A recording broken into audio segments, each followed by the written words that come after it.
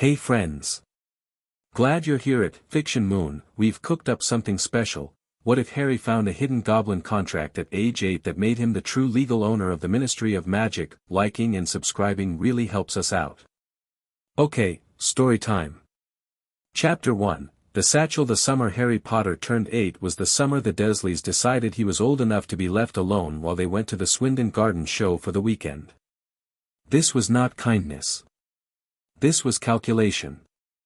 A babysitter cost money, Aunt Petunia had reminded Vernon over breakfast, and Harry wasn't the sort of boy who needed watching. He'd been quiet all week. Suspiciously quiet, Dudley had complained, as though Harry's silence were a personal offense. The cupboard had been locked each night as a precaution, but during the days Harry was permitted to exist in the kitchen and the back garden, provided he didn't break anything, eat anything they hadn't specified, or be seen by the neighbors. Harry had learned to work within these parameters. He'd spent Saturday morning weeding the garden, which he didn't mind because it put him outside and outside meant sky, and sky was the one thing on Privet Drive that nobody had figured out how to take from him yet. He ate the 2 slices of bread Aunt Petunia had left wrapped in the refrigerator, drank water from the tap, and then sat at the kitchen table for an hour with a stub of pencil and the back of an old envelope, working on sums. Not the ones from school, those were easy, and he'd learned not to get them all right because it upset Dudley, and upsetting Dudley was costly. These were harder sums he'd invented himself, patterns he'd noticed in numbers, ways they folded around each other if you looked long enough. He was good at looking long enough. By early afternoon, the neighborhood was making that particular baked pavement sound that meant everyone sensible was indoors, and Harry had exhausted every quiet thing there was to do at number 4. He thought about the library 2 streets over, but the Dursleys hadn't left him any money, and the woman at the desk had once asked why he always came in alone, and he hadn't known how to answer her. He went out instead. No destination. Just movement, which was its own kind of company. He walked for nearly 40 minutes before the street changed character, older buildings, narrower fronts, the kind of shops that looked like they'd been there since before anyone thought to paint them. A charity shop with a sun-faded dress in the window. A locksmith with no customers. And wedged between them, barely wide enough to deserve the name, a shop called Havelock's Curios, with a handwritten card in the door that said open in letters that looked unconvinced. Harry pushed the door open. The smell hit him first, dust, old paper, something faintly metallic, like the inside of a tin that had held something interesting a long time ago. The shop was dim and packed with a density that should have been claustrophobic but instead felt almost geological, like centuries had simply accumulated here and no one had thought to move them. Shelves ran floor to ceiling, crowded with clocks that ticked at different speeds, ceramic animals, framed prints, stacked books with cracked spines, glass cases containing things Harry couldn't quite identify from across the room. An old man sat behind the counter with his eyes closed and his chin on his chest. Harry couldn't tell if he was asleep or dead. He decided not to find out and moved quietly into the interior. He spent a while looking at the clocks. There was one shaped like a lighthouse that lit up on the hour, and one made entirely of exposed gears that turned without any obvious connection to each other, like mechanical dancers ignoring the music. He looked at these for a long time. He looked at a collection of glass paperweights containing things suspended in them, a rose, a beetle, a small ship, and thought about what it would feel like to be preserved like that. He wasn't sure if it would be peaceful or terrible. He found the satchel by accident. He'd moved to the back of the shop, past a rack of old coats that smelled strongly of someone else's life, and crouched to look at the bottom shelf where there was a row of old tobacco tins. Below the shelf proper, where the floorboard had buckled away from the wall and left a dark gap, something was wedged. It wasn't visible unless you were down at eye level. Harry was at eye level because he was 8 and small for 8. He reached in. The leather was dark and smooth and very cold, in a way that had nothing to do with the temperature of the shop. Harry pulled it out carefully. It was a satchel, roughly the size of a school bag, the leather stitched with a crosshatch pattern that was too regular and too fine to be machine-made. No buckle. No zipper. No visible clasp. It was sealed with a knot of leather cord that had been pulled through an iron ring, and the ring was covered in tiny markings that Harry's pencil-trained eyes immediately recognized as some kind of writing, though not any kind he could read. He should have put it back. That was the sensible thing. It wasn't his. He turned it over and found a faint impression stamped into the bottom of the leather, 2 crossed pickaxes above what looked like a wyvern, surrounding a set of initials, GHW below that, in English, barely legible, for the heir. When found, keep. Harry sat down on the dusty floor of Havelock's Curios and kept it. The cord came loose after a few minutes of careful work, not because Harry forced it, but because it seemed to recognize something about his hands, going slack in a way that felt almost deliberate, the way a dog relaxes when it decides you're safe. The flap opened. Inside, wrapped in a cloth that had once been green and was now the color of winter grass, was a document. No, not a document. Documents were the forms Vernon brought home from the depot, or the letters from Dudley's school, or the electricity bill. This was something else. It was a piece of material that looked like parchment but felt wrong for parchment, slightly worn, slightly heavy, like it had more substance than paper had any right to. It was covered on both sides in dense script, 2 columns per side, the left in a language Harry didn't know and the right in English so old it took him several minutes of squinting to start making sense of it. He didn't leave the shop. He sat on the floor of Havelock's Curios, the old man at the counter still not visibly breathing, and he read. It took him almost an hour because the English was old and strange, full of words that had rotated meaning over the centuries, and some of the sentences were so long they were practically paragraphs.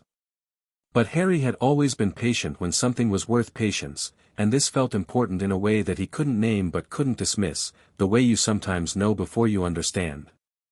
The document was a contract. At the top, in larger lettering than the rest, Contract of Succession and Sovereign Claim, enacted under the High Goblin Law of 1213, witnessed by the Warden Treasury of Gringotts, sealed by the blood of the last Peverell. Peverell. He didn't know the word but it sat in his brain with more gravity than it should have. Below the header, the document established in exhaustive legal language what Harry slowly and painstakingly translated as, the right of administration, oversight, audit, and executive veto over the institution known in common parlance as the Ministry of Magic, that body of governing authority established by the Wizard Council of 1207 and reformed under Goblin Wizard Accord in 1213, shall rest with the lineal heir of the House of Peverell until such time as the line is extinguished. Not the right to run it. The right to own it. To inspect it. To reject its illegal appointments. To remove those who operated unlawfully within it. To veto any decree that violated the foundational accords of 1213. The Ministry of Magic had been built on land and under charter that belonged, originally, to the Peverell family. The goblins had brokered the agreement. And somewhere in the tangle of centuries and bloodlines and one very particular night in Godric's Hollow, the contract had passed to Harry James Potter. There was a small rider at the bottom, added later in different ink but the same formal script, the contract lies dormant until claimed by the heir in full consciousness and understanding. It may be found only by the heir, held only by the heir, and the magic of finding constitutes the first act of claim.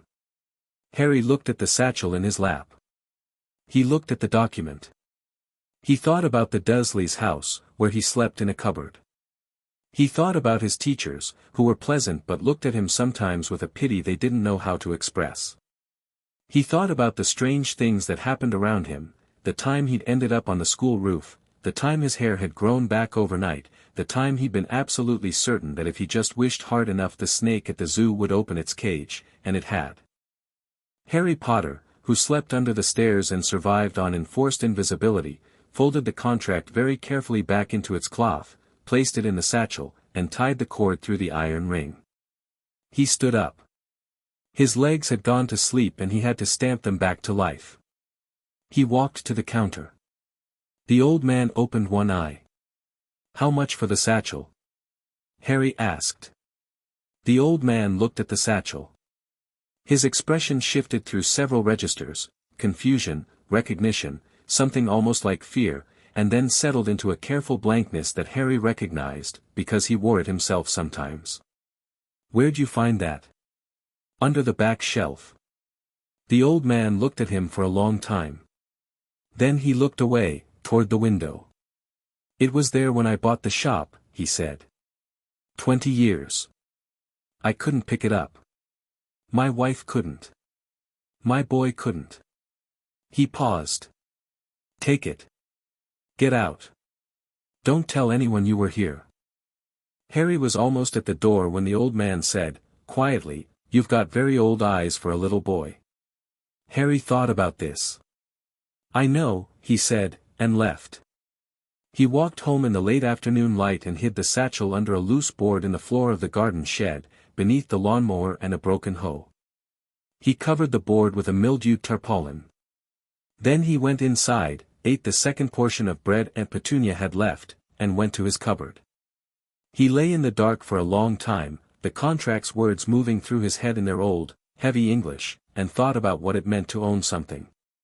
Not to be given something. Not to be allowed something. To own it, outright, in writing, sealed by blood and witnessed by creatures that evidently did not lie. He didn't feel powerful.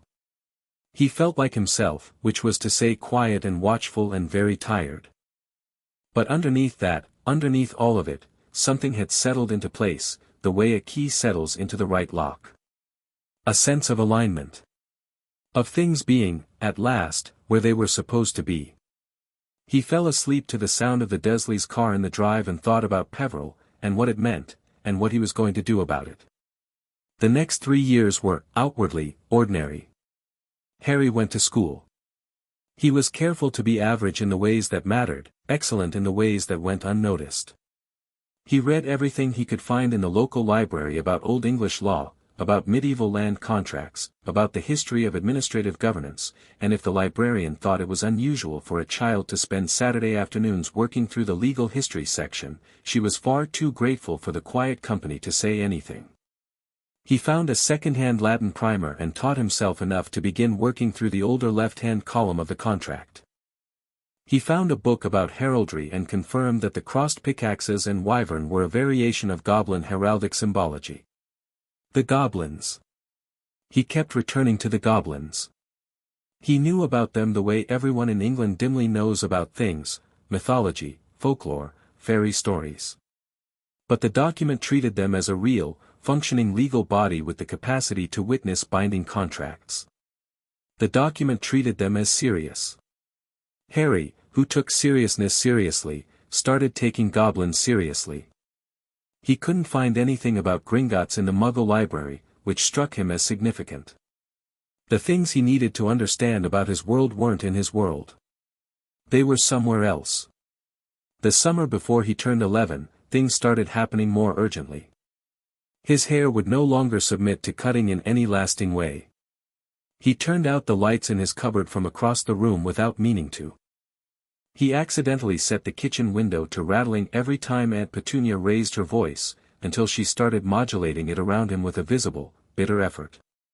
The Dursleys tightened their grip, less food, fewer words, a new lock on the cupboard, as though they could feel something building in him and wanted to dam it. It was like trying to dam a river by yelling at it. And then, on a Tuesday in late July, a letter arrived. Not the first letter. The letters had been arriving for days, multiplying, finding their way through mail slots and fireplaces and the gaps under doors with a persistence that suggested they were not deterred by Vernon Dursley's red-faced interventions. But this was the first one Harry actually held, snatched from mid-air in the downstairs hallway when it came spinning through the letter slot and Aunt Petunia lunged for it. He was faster. He was always faster. He read it in the 4 seconds before Vernon's hand closed around his arm. Mr. H. Potter, The Cupboard Under the Stairs, 4, Privet Drive, Little Whinging, Surrey. We are pleased to inform you that you have been accepted to Hogwarts School of Witchcraft and Wizardry. The cupboard under the stairs. They knew exactly where he slept. Give it here, Vernon said, in his lowest, most warning voice. Harry handed it over and went back to his cupboard, sat down on his cot, and thought for a while. His face was very still. His mind was not. So it was real. The contract, the magic, all of it, not just strange inherited neurology, not just the product of a strange childhood making strange compensations. Real. Documented. Legal. And now someone had invited him into that world. Had known where he was, how he lived, had sent him an owl letter. Of course it was owls, the mythological coherence was very satisfying, and assumed the Dursleys would let him go. Through the cupboard door, he could hear Vernon and Petunia arguing in the kitchen, their voices rising. He heard his own name, and words like abnormal and not our fault and the boy doesn't know, and then a long silence, and then the particular quality of silence that meant a decision had been made that nobody wanted to announce. Harry waited. He was good at waiting. 3 days later, after the letters had escalated to the point where they were appearing inside cereal boxes and dropping out of the bathroom taps, a very large man arrived at the door of the shack on a rock in the sea where the Dursleys had run to, and Harry looked at him and thought, now things begin. The man's name was Hagrid. He had kind eyes and a beard like a small ecosystem, and he said, with uncomplicated warmth, "Harry, you're a wizard." Harry said, "I know." Hagrid blinked. You know. Not all of it. But enough." He stood up and picked up the satchel from beside his cot. He'd started carrying it with him 6 months ago, unable to leave it in the garden shed anymore, a decision that felt less like choice and more like gravity. "Are we going to Diagon Alley? And then Gringotts?" Hagrid looked thrown, in the way of a man who'd prepared a revelation and arrived to find his audience already reading the last page. "Well, yeah, but, good." Harry looked at the Dursleys, Vernon rigid with suppressed outrage, Aunt Petunia white and brittle, Dudley clutching his birthday cake, and something in his expression must have read as final, because none of them moved to stop him. "I'll need school things. And there's something else I need to do while we're there." Hagrid said, "On the boat back, what's in the bag?" "Something old," Harry said, watching the coast get closer. "Something that's been waiting for me." Hagrid glanced at the satchel. His expression shifted just slightly, not fear, but something like recognition, the way you recognize a piece of music you haven't heard in years. He didn't ask again. Diagon Alley was everything and more. Harry filed it away in the systematic way he'd developed for processing information that mattered, the textures, the architecture, the way the magic was ambient here rather than sudden, a constant frequency rather than a spike. He watched the people. He watched the shops. He watched a witch argue with a man over the price of a self-stirring cauldron with the same essential human quality as any Muggle market transaction, and felt something loosen in his chest. These were people.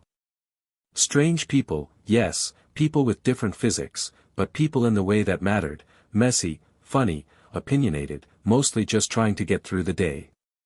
He bought his things methodically.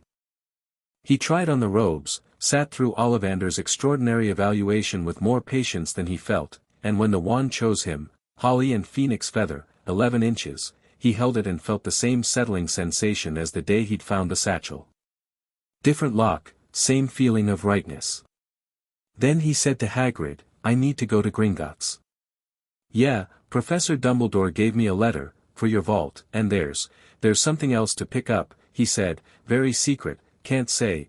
I know about the thing on the 3rd floor," Harry said, because he'd been paying attention and Hagrid was transparent as glass when he was hiding something. "I mean I need to go for something else. Something personal. Is there time?" Hagrid looked uncomfortable. "Well, suppose, I'll be quick," Harry said, which was not quite a promise and they both knew it. Gringotts was immense and marble and cold in the good way that important buildings are cold. Harry walked in and felt the contract pulse warmly in the satchel against his hip, the first real movement it had ever made, as though it recognized the address. He stopped in the entrance hall, amid the flow of wizards going about their banking, and looked at the goblins behind the long counter. He was looking for something specific. He didn't know how he'd know it when he saw it, but he was trusting the contract. One goblin, near the center of the counter, was not processing customers. He was sitting very still, watching the door, watching Harry, with the dark and gleaming attention of something that has been waiting a very long time and knows it. He was old. Ancient in the way mountains are old, not decrepit, but accumulated. His face was a geography of experience. His eyes were the color of old iron and very, very sharp. Harry walked toward him. The crowd parted, not because anyone was aware of parting, but because people naturally moved out of the path of someone walking with that kind of certainty. He stopped at the counter. The goblin looked at him. Harry looked back. "I think," Harry said quietly, so that only the goblin could hear, "that you've been expecting me." The goblin looked at the satchel. His expression didn't change, but something in it deepened, like a chord resolving. "Young Master Potter," he said, in a voice like gravel rolled in silk, "I have been expecting you for a very long time." He straightened, with a formality that felt ancient and ceremonial. "I am Ragnarok, High Warden of Gringotts. And the contract you carry is the reason I have held this post for 63 years without retirement." A pause, measured and deliberate. "I was beginning to wonder if you'd find it." Harry settled the satchel on his hip and met the old goblin's iron eyes. "I found it," he said. "And I've had 3 years to think about what to do with it." Ragnarok looked at him for a long moment. Then, slowly, as though he had forgotten how, he smiled. It was not a comfortable smile. It was the smile of something old and patient and very, very satisfied. "Then we have a great deal to discuss, young heir," he said, and lifted the gate in the counter. "Come." Harry stepped through. Hagrid, behind him, made a small sound of bewilderment. "Won't be long," Harry called back, without turning around, and followed the oldest goblin in Britain into the depths of Gringotts. That afternoon, 3 things happened that would matter enormously later. Ragnarok confirmed the contract's validity with a ritual that involved Harry's blood on the parchment and a burst of golden light that made the walls hum. He explained, in precise and careful terms, what the contract did and did not permit. And he pressed into Harry's hands a small iron key, old enough to be almost more rust than metal, that Harry would not fully understand the purpose of for another 4 years. On the way back through the bank's marble halls, Ragnarok walked beside him rather than behind, a distinction that several watching goblins noted and that would be discussed at length in their own private councils. "The Ministry will not know," Ragnarok said quietly, "until you choose for them to know. The contract's magic is passive until invoked. But from this day, the claim is active. You are, as of this morning, the legal sovereign proprietor of the institution known as the Ministry of Magic." Harry absorbed this. Outside, Diagon Alley was bustling and bright. "How many people know about this?" he asked. 3 goblins, now including myself. 1 very old wizard who would prefer to pretend he does not. A pause. "And you?" "Dumbledore." Harry filed this away with the same careful patience he'd been filing things for 3 years. Not alarm. Not anger. Just information. "What do you want from this?" Harry asked, because he'd learned that people who gave things always wanted something, and goblins were people. Ragnarok stopped walking and looked at him squarely. "Justice," he said, with a simplicity that made it hit harder than any elaborate answer could have. "The Ministry has violated the 1213 Accord 17 times in the last century. They have taken from my kind, dismissed our claims, and treated our law as decorative when convenient. The contract is the mechanism by which those violations can be legally challenged and corrected." He paused. "I want someone who will use it." Harry nodded slowly. "I'll use it." "I know," Ragnarok said. "That is why I smiled, when you walked in. You are not what I expected." "What did you expect?" "Someone who needed to be told what to do." He resumed walking. "You already know what to do. You simply needed confirmation that the tools exist." Harry thought about this. "That's basically it," he said. He stepped out of Gringotts into the afternoon sun of Diagon Alley, and Hagrid was there with a cheerful wave and an ice cream, and Harry took it and walked and licked the ice cream and thought about kings and contracts and a world that had decided what he was before he could decide for himself.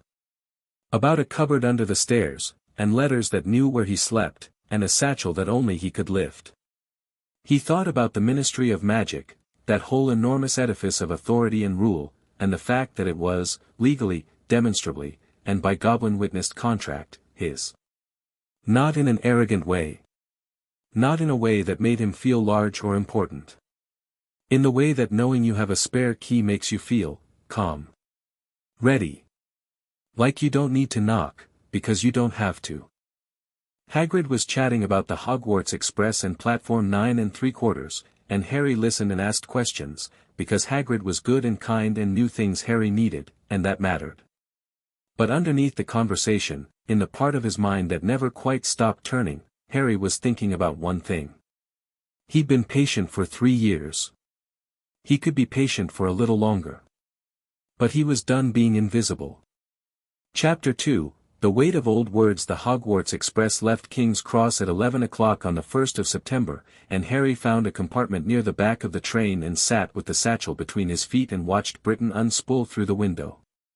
He'd been on exactly one train before, a regional service to visit one of Aunt Petunia's friends in Crawley that he'd spent wedged in a window seat trying to be invisible while Dudley kicked the seat in front of him for 90 minutes. That train had smelled of other people's sandwiches and disappointment. This one smelled of brass fittings and something faintly like wood smoke, and outside the window the suburbs were already giving way to something greener and more serious, and Harry found himself thinking that this specifically, might be the first journey he'd ever taken that was going somewhere he actually wanted to go. He was reading. He'd bought 6 books in Diagon Alley that weren't on the supply list, 2 on the history of magical governance, 1 on goblin law and its relationship to wizard statute, 1 called The Accords of 1213 and the Formation of the Wizarding State, 1 slim volume on the Peverell family that had been wedged in the back of Flourish and Blots behind a stack of Gilderoy Lockhart memoirs, and 1 on the legal theory of magical contracts. He'd bought them quietly, paid with galleons from his vault, and tucked them into his school trunk without comment. He was 3 chapters into the governance history when the compartment door opened. The boy who appeared was tall for 11, red-haired, with a smear of something on his nose and the look of someone who'd been investigating the train for 20 minutes and had run out of interesting things to do. He glanced at Harry, glanced at the empty compartment, and said, "Can I sit? Everywhere else is full and my brothers are being insufferable." "Sure," Harry said. The boy sat. He had the comfortable sprawl of someone who took up space without thinking about it, the particular ease of a person who'd grown up in a house full of siblings and learned to be territorial about nothing. Harry noticed he was wearing robes that were slightly too short in the sleeve and had been let down at some point and showed the fold line. "Ron Weasley," the boy said, extending a hand with a directness Harry found immediately likable. "Harry Potter." Ron stared at him. His eyes went to Harry's forehead, which Harry had left uncovered because he'd tried the hair-over-forehead arrangement in the mirror that morning and found it looked deliberately theatrical, like he was trying to seem humble, which was worse than just having a scar. Ron caught himself staring and looked away, ears reddening. "Sorry. It's just, I mean. You know." "I know," Harry said, without edge. "Are you really? I mean, of course you are, you just said." Ron stopped. "Tried again. Do you actually remember any of it?" "No. I was 1. Right." Ron accepted this with the pragmatism of someone who'd grown up with real magical context and didn't need to make it mystical. "My mum cried when she heard. When Voldemort," he stopped, looked surprised at himself for saying it. Most wizarding families apparently didn't. "It's just a name," Harry said. Ron blinked. Then, slowly, he grinned. "Yeah. That's what my dad says." He settled back. "What are you reading?" Harry held up the governance history. Ron's expression went through several stages. Is that the Wizarding State Accords? History of Magical Governance. It's interesting. You're reading it for fun. I like knowing how things work. Most people our age are reading Quidditch through the ages on the train. I know how Quidditch works, Harry said. I don't know how the Ministry works. Yet. Ron seemed to decide this was peculiar but acceptable. He pulled a battered chocolate frog box from his pocket and offered it across without ceremony, and Harry took one, and they sat in comfortable quiet for a while, Ron working through his remaining frogs and Harry reading, which turned out to be the best kind of quiet, the kind that doesn't ask anything. The trolley came. Harry bought enough food to be generous without being showy, and Ron accepted a pumpkin pasty with the particular relief of someone who hadn't wanted to admit to hunger. They ate and talked, and Harry found Ron easy in the way that genuinely honest people tend to be. There was no angle to him, no calculation, just a person who said what he thought and laughed when something was funny and scowled when something was unfair. An hour out of London, a girl appeared in the doorway. She was bushy-haired and carried her wand like she'd been practicing and had the specific energy of someone who has read absolutely everything available and wants you to know it without actually saying it, which Harry found familiar in the way of recognizing a variation of yourself. Has anyone seen a toad? A boy named Neville's lost one. She looked them over with brisk assessment. Then her eyes landed on Harry's book. She came 2 steps into the compartment. Is that the Wizarding State, an Administrative History? By Bathilda Bagshot's husband. Merton Bagshot, yes, Harry said. You've read it? It's not on any of the Hogwarts lists, she said, with a slightly accusatory edge, as though he'd accessed a restricted text without permission. I know. I bought it at Flourish and Blots. She processed this. I couldn't find that one. I got Hogwarts, a history and a beginner's guide to Transfiguration and the Standard Book of Spells Grade 1 and Hermione Granger, she added, as though the name were the logical conclusion of the list. Harry Potter. She went very still. Not in the way Ron had looked surprised and then immediately gotten over it. Hermione went still in the way of someone rapidly recalculating. Oh, she said. You're the one everyone's talking about. Apparently. She sat down across from him without being invited, which Harry didn't mind because it suggested she'd decided he was worth talking to and had acted on it without requiring social permission. He respected the directness. What else have you got? Besides the Bagshot Merton. He listed the other 5 titles. She pulled out a small notebook and wrote them down with a focus that was completely unself-conscious, and Ron watched this with an expression of good-natured bewilderment. You're going to like the library, she told Harry. I know. She looked up from her notebook. How do you know? Have you been? I haven't. I just know.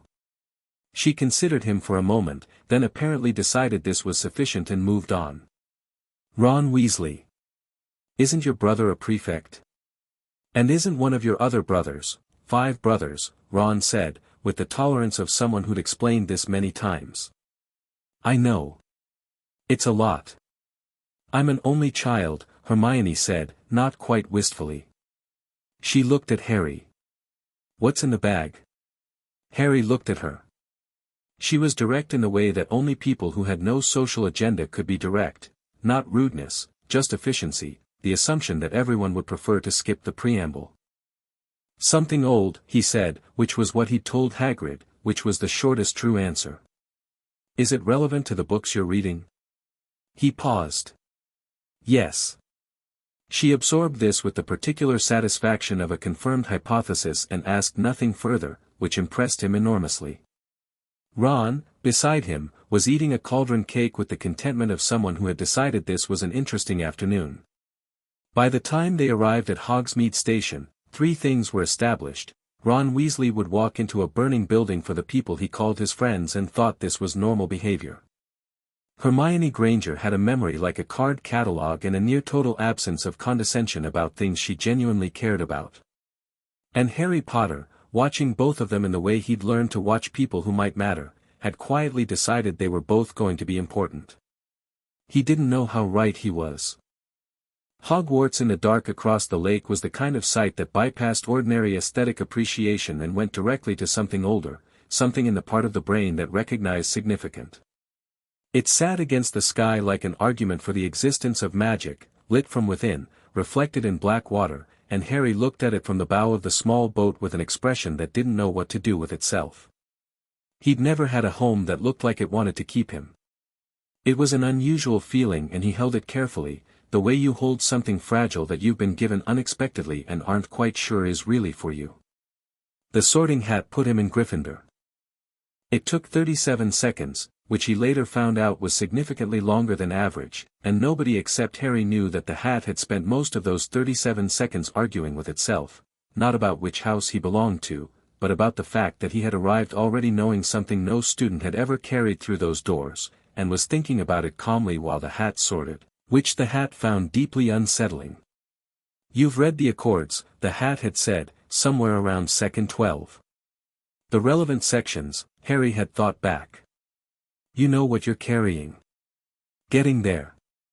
"Gryffindor," the hat announced, because it had been leaning that way from the first moment, and Harry's particular combination of courage and strategy wasn't anything else, but it did so with a quality of respect that wasn't usually in its voice at 11.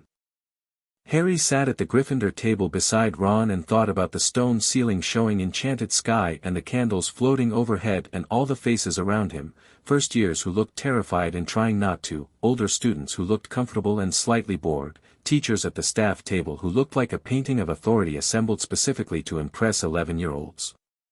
He looked at Dumbledore. Dumbledore looked back. There was a moment, brief, carefully managed on both sides, where two people who knew something the other knew took each other's measure. Dumbledore smiled. It was warm and genuine, and Harry didn't doubt either of those things. But behind it there was something watchful, something calibrating, and Harry filed it away in his careful internal system. The man knew about the Peverell line. He may have known about the contract.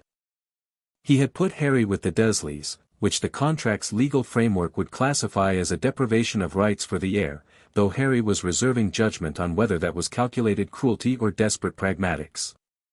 He would need more information before he decided what to do about Dumbledore. He had learned not to act on incomplete information.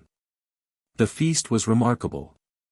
Harry ate it with the focused attention of someone who had spent several years surviving on Petunia Dursley's controlled portions, and managed to do so without being obvious about it. Ron ate with enthusiasm. Hermione, who had landed at the same table, consulted the older students about the castle's layout with the organized efficiency of a military logistics officer. Afterward, in the dormitory, Harry put the satchel under his mattress and lay in the dark listening to the unfamiliar sounds of a castle settling around him, different from Privet Drive's suburban nighttime sounds, deeper and more complicated, like breathing that had been going on for 1,000 years. Ron's voice came from the next bed. "You asleep?" "No." "Do you think the ghosts are actual ghosts or just sort of impressions?" Harry thought about it. "I'd guess actual. This place runs on different physics." A pause. "Did you know the staircases move?" "I read that somewhere." "It's going to be a nightmare finding anything." "Not if you map it." Silence. "Then, are you going to map it?" "Probably." "Can I have a copy?" "Yes," Harry said, and Ron said good, and they went to sleep. He found the library 3 days later, which was 2 days after Hermione had found it, and she was already there when he arrived and had commandeered a table in the back corner near the restricted section, not inside it, but close enough that she could read the spines. She looked up when he sat down and pushed a book toward him without preamble. "The Goblin Wizard Accords, a legal commentary," she said. "I found it in the reference section. It mentions the 1213 agreement specifically. I thought it might be relevant." Harry looked at the book, then at her. She was watching him with the same quality of attention she gave complex problems, focused, empirical, without social anxiety. She wanted to understand something and was going about it directly. "Why did you think it was relevant?" he said. "Because you were reading about the 1213 Accords on the train. And governance history. And Goblin law." She folded her hands on the table. Those aren't random interests for an 11-year-old who just found out magic exists. You were reading those books specifically. Which means you already knew something that made those books necessary. Harry looked at her for a long moment. This was, he thought, the clearest anyone had ever seen him. If I tell you something, he said, I need to know you won't panic. I don't panic, she said immediately, and then, more honestly, I worry a great deal, but I channel it into research. That's functionally different. He almost smiled. And I need to know you can keep something confidential. She looked slightly offended. I'm not going to gossip about something you've told me in confidence. Who do you take me for? He opened the satchel and put the contract on the table. Hermione looked at it.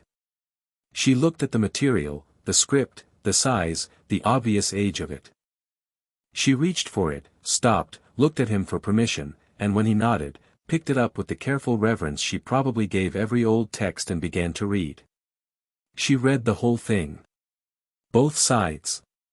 It took her 21 minutes, because she stopped twice to reread sections and once to pull out her notebook and write something. Harry read his own book and waited. The library around them was quiet in the purposeful way libraries were quiet. When she finished, she put it back down very carefully and looked at him. This is real, she said. Not a question. Confirmed by Gringotts on September 1st. Confirmed how? Blood ritual. The High Warden himself oversaw it. She wrote something else in her notebook. Ragnarok? He's the oldest serving goblin in the bank. He's been there since before Dumbledore was at Hogwarts. She looked up. You met Ragnarok. He was waiting for me. He's been waiting for the Peverell heir. She sat back. Her expression had the quality of a mechanism engaging, everything clicking into alignment. This is why you were reading the governance history. You've known about this since I was 8. She was quiet for a moment. That must have been very strange. It was very useful, Harry said. 3 years of preparation.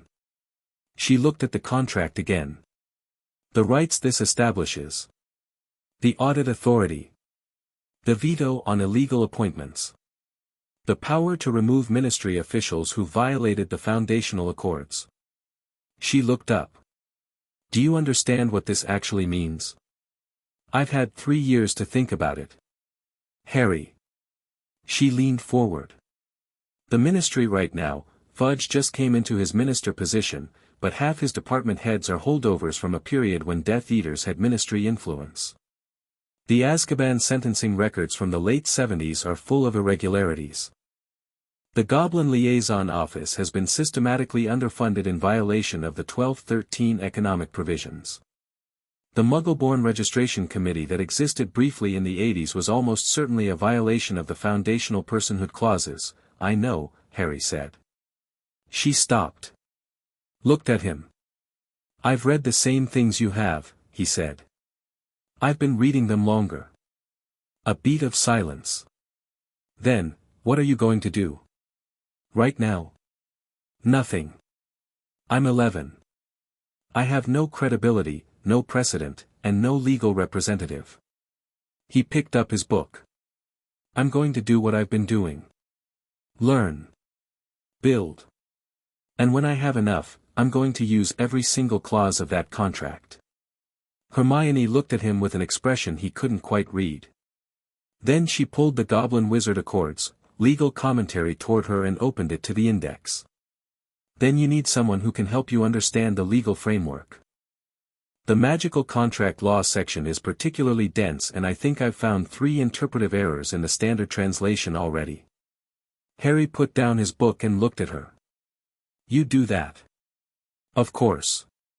She said it with the matter-of-factness of someone for whom the correct thing to do was always obvious. Someone has to. You can't do all of it yourself. I could. Badly, she said, without malice. You'd miss things.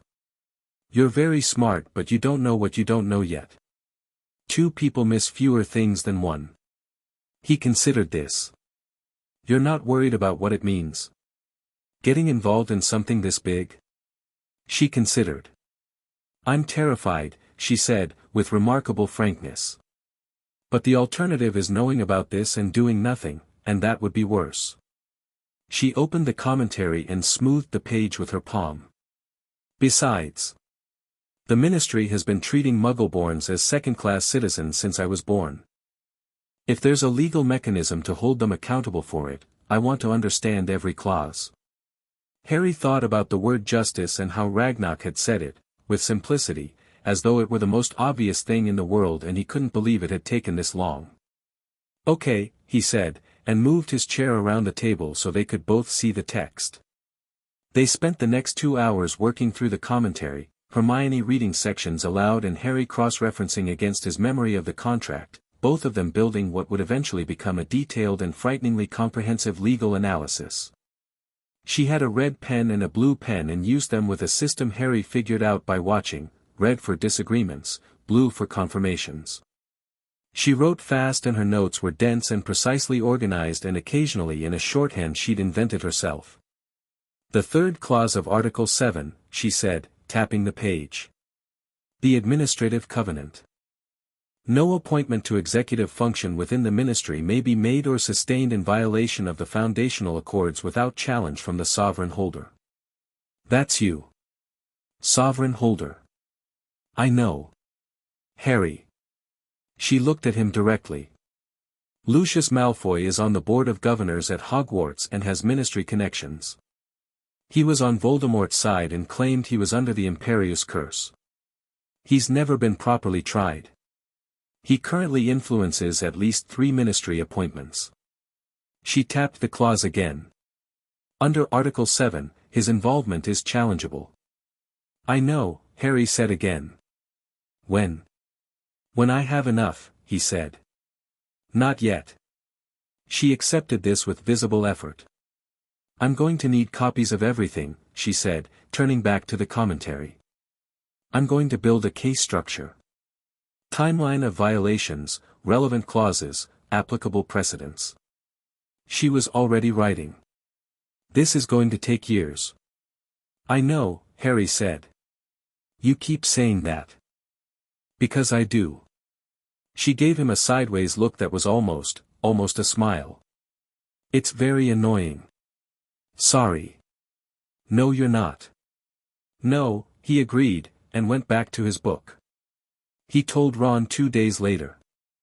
Not because he'd planned to tell Ron, he'd planned to keep it between himself and Hermione for a while yet, but because Ron found the satchel under Harry's mattress on Saturday morning while looking for a missing chocolate frog card he was convinced had fallen through the bedsprings, and picked it up before Harry could say anything, and then put it down very fast with a noise like a startled cat. What is that? Ron said, backing up. It's mine, Harry said. It stung me. Ron was looking at his palm, where there was a small red mark that was already fading. I've touched cursed objects at the twins' shop and they didn't sting like that. It doesn't like being picked up by people who aren't me. Harry picked up the satchel and the red mark on Ron's palm vanished completely. Sorry. I should have told you it was there. Ron looked at his hand, then at the satchel. What's in it? And Harry, looking at Ron's uncomplicated face and thinking about the way he'd offered the chocolate frog on the train without knowing anything about who Harry was, told him. Ron listened without interrupting, which was impressive for Ron. He sat on his bed and looked at the floor while Harry explained, and when Harry finished he was quiet for a long time. So you own the ministry, he said. Technically. The actual ministry. The building. The administrative authority. All of it. The institutional framework, yes. Not the policy-making function. Ron looked up. My dad works there. I know. He's going to lose his mind. Ron stared at the satchel. Hermione knows.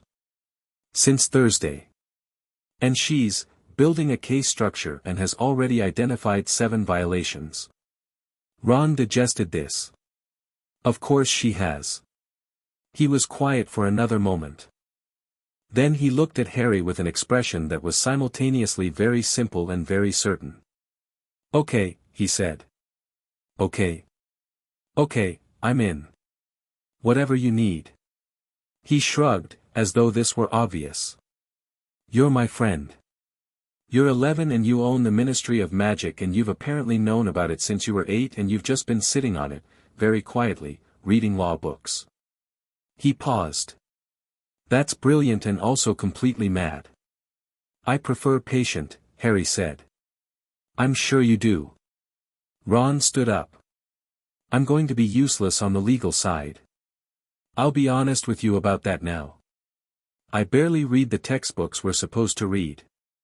"You're not useless on any side," Harry said. "Harry, when this eventually goes public," Harry said, "and it will go public, I need someone who can stand next to me and not be scared. Someone people look at and think that person is completely confident this is right."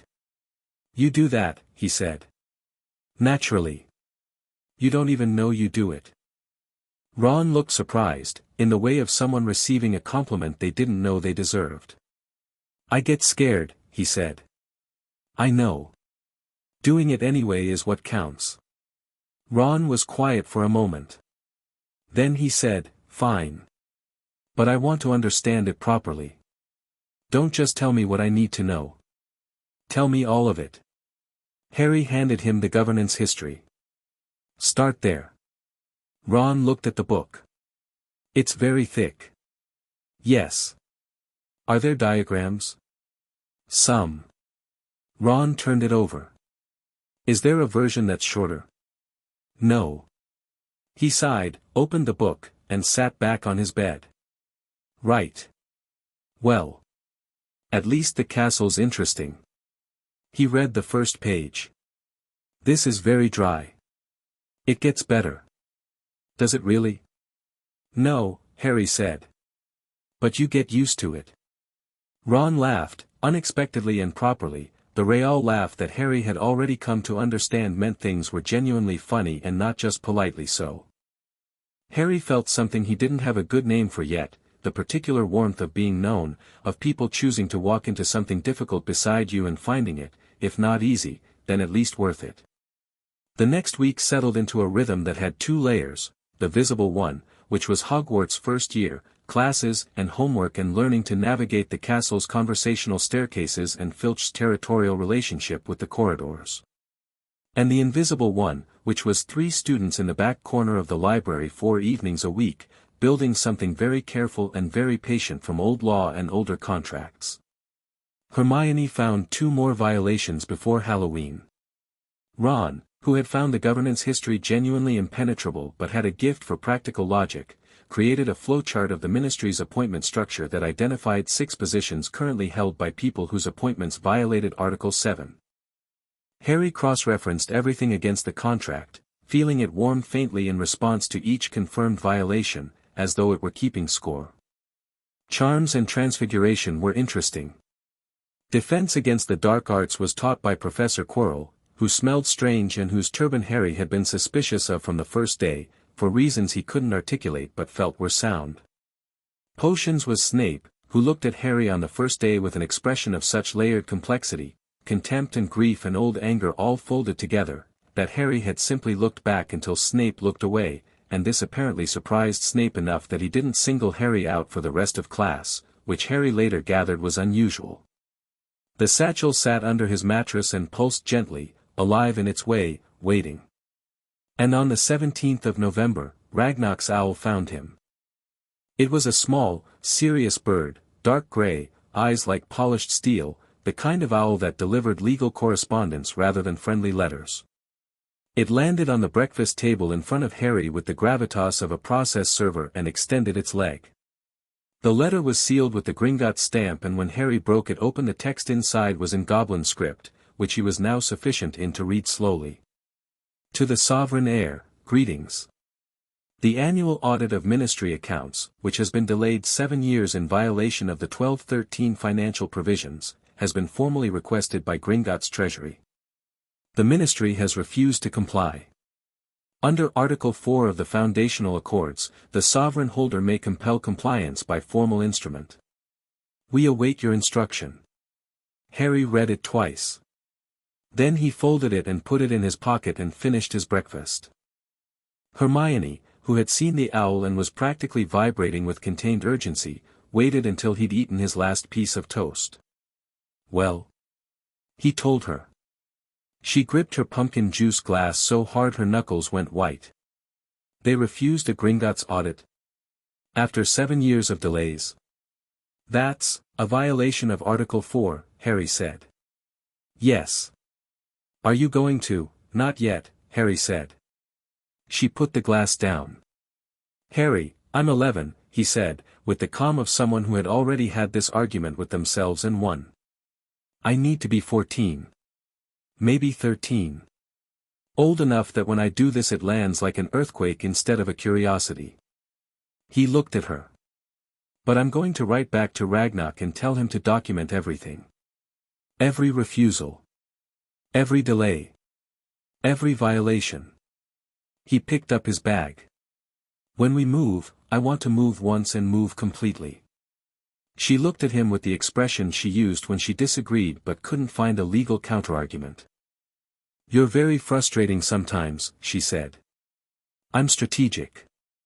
Same thing, she said, and followed him to Defense Against the Dark Arts, notebook already in hand.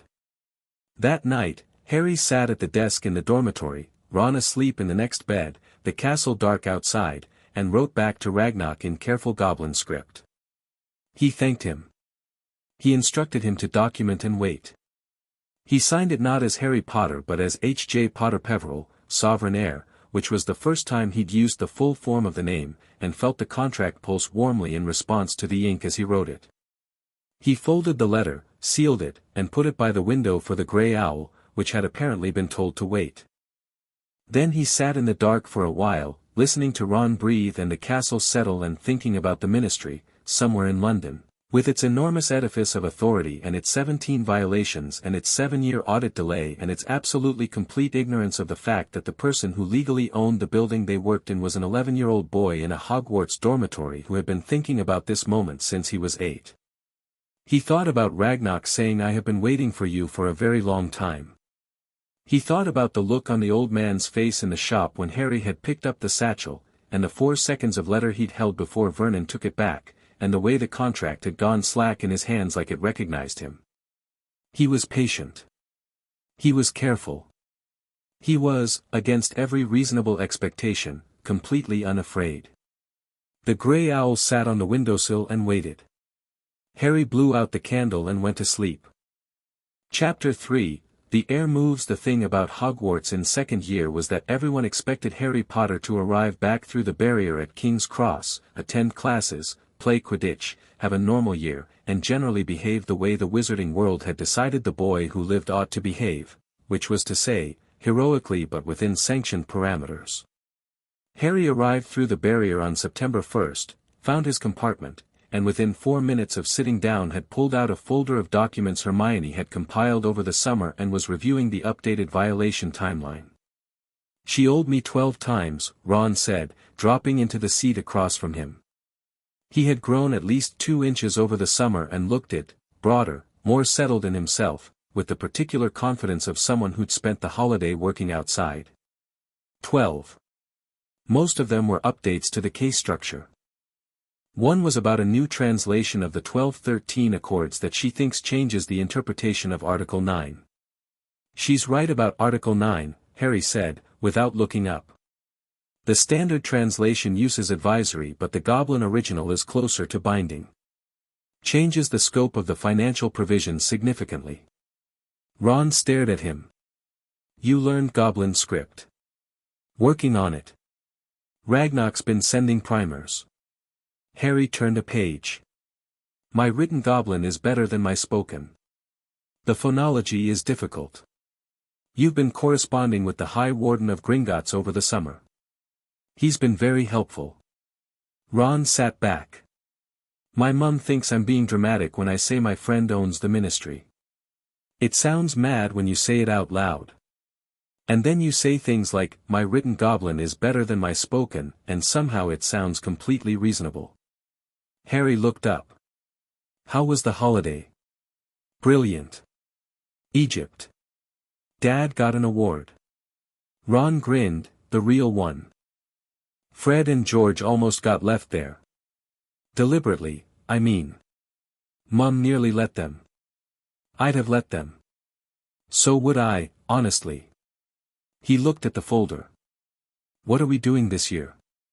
Harry closed the folder. 2 things. First, someone opened the Chamber of Secrets last year. Ron's face changed. I know, Harry said. We dealt with it. But there's a legal dimension nobody's addressed. The diary, the artifact that caused it, was planted on a student. That's criminal use of a dark object within ministry jurisdiction. The person who planted it is almost certainly connected to the ministry. He paused. I have a strong suspicion it was Lucius Malfoy. Malfoy's father. Ron's voice went flat. He's on the board of governors. Was. He was forced to resign. Harry met Ron's eyes. But the resignation doesn't address the original offense. And his ministry connections are still active. 3 appointments, remember? The ones on my flowchart. Those ones. Harry opened the folder again to a specific page and slid it across. I want to build a formal record of the diary incident as a ministry jurisdiction violation. Not for right now. For later. Ron looked at the page. His expression was the one he used when he was thinking harder than he looked like he was thinking. This is about Ginny, he said quietly. It's about a 12-year-old girl being used as a weapon by someone who thought they were untouchable, Harry said. And also yes, it's about Ginny. Ron nodded once, short and firm. The subject closed itself. What's the second thing, he said. The audit. Ron looked up sharply. You said not yet. I said not yet when I was 11. Harry leaned forward. I'm 12. I've had another year of documentation. Ragnarok has 17 additional violations catalogued. And the ministry just appointed someone to the Department of Magical Law Enforcement who has a formal bribery complaint filed against him at Gringotts that's been administratively buried for 4 years. Ron was very still. So under Article 7, that appointment is challengeable. And I'm not going to challenge it in a letter. I'm going to challenge it in person. Harry closed the folder. At Gringotts. During the Christmas holidays. Ron opened his mouth. Closed it. You're 12. The contract doesn't have an age requirement. Harry, Ron. Harry's voice was level and certain in the way it got when he'd already moved through all the arguments and out the other side. I've been patient for 4 years. I'm not being reckless, I'm going to Gringotts, which is legal, to invoke a contract provision, which is legal, in the presence of the High Warden, who is my ally. The ministry won't even know it's happening until the formal instrument lands on their desk. He paused. It's the smallest possible move. A tap on the wall. But the wall is rotten, and tapping in the right place matters. Ron looked at him for a long moment. Then he sighed, with the particular exhale of someone who has accepted that their friend is going to do the thing and the best available option is to be useful. Fine. I want to be there. I know. Don't tell me I can't. I wasn't going to. Good. Ron settled back. When does Hermione's train get in? She arrived at 10:30, slightly out of breath, with 2 additional books Harry hadn't sent for and a 7-page addendum to the Article 9 analysis. She sat down, distributed the relevant documents with military efficiency, and said, without preamble, I found a precedent. 1347, a Goblin warden invoked a similar contract clause against the wizard settlement of Hogsmeade. The ministry's predecessor body was compelled to comply within 30 days under pain of contract forfeiture. What's contract forfeiture? Ron asked. If the ministry fails to comply with a legitimate contract invocation 3 times, Hermione said, with the focused energy of someone who had read this 4 times to make sure she had it right. The contract escalates from administrative oversight to full dissolution authority. Meaning I could legally dissolve the ministry, Harry said. The compartment was quiet. You can't actually do that, Ron said. I can, Harry said. I won't. But I can. Another quiet moment. Ron looked between them. Does Dumbledore know you can do that?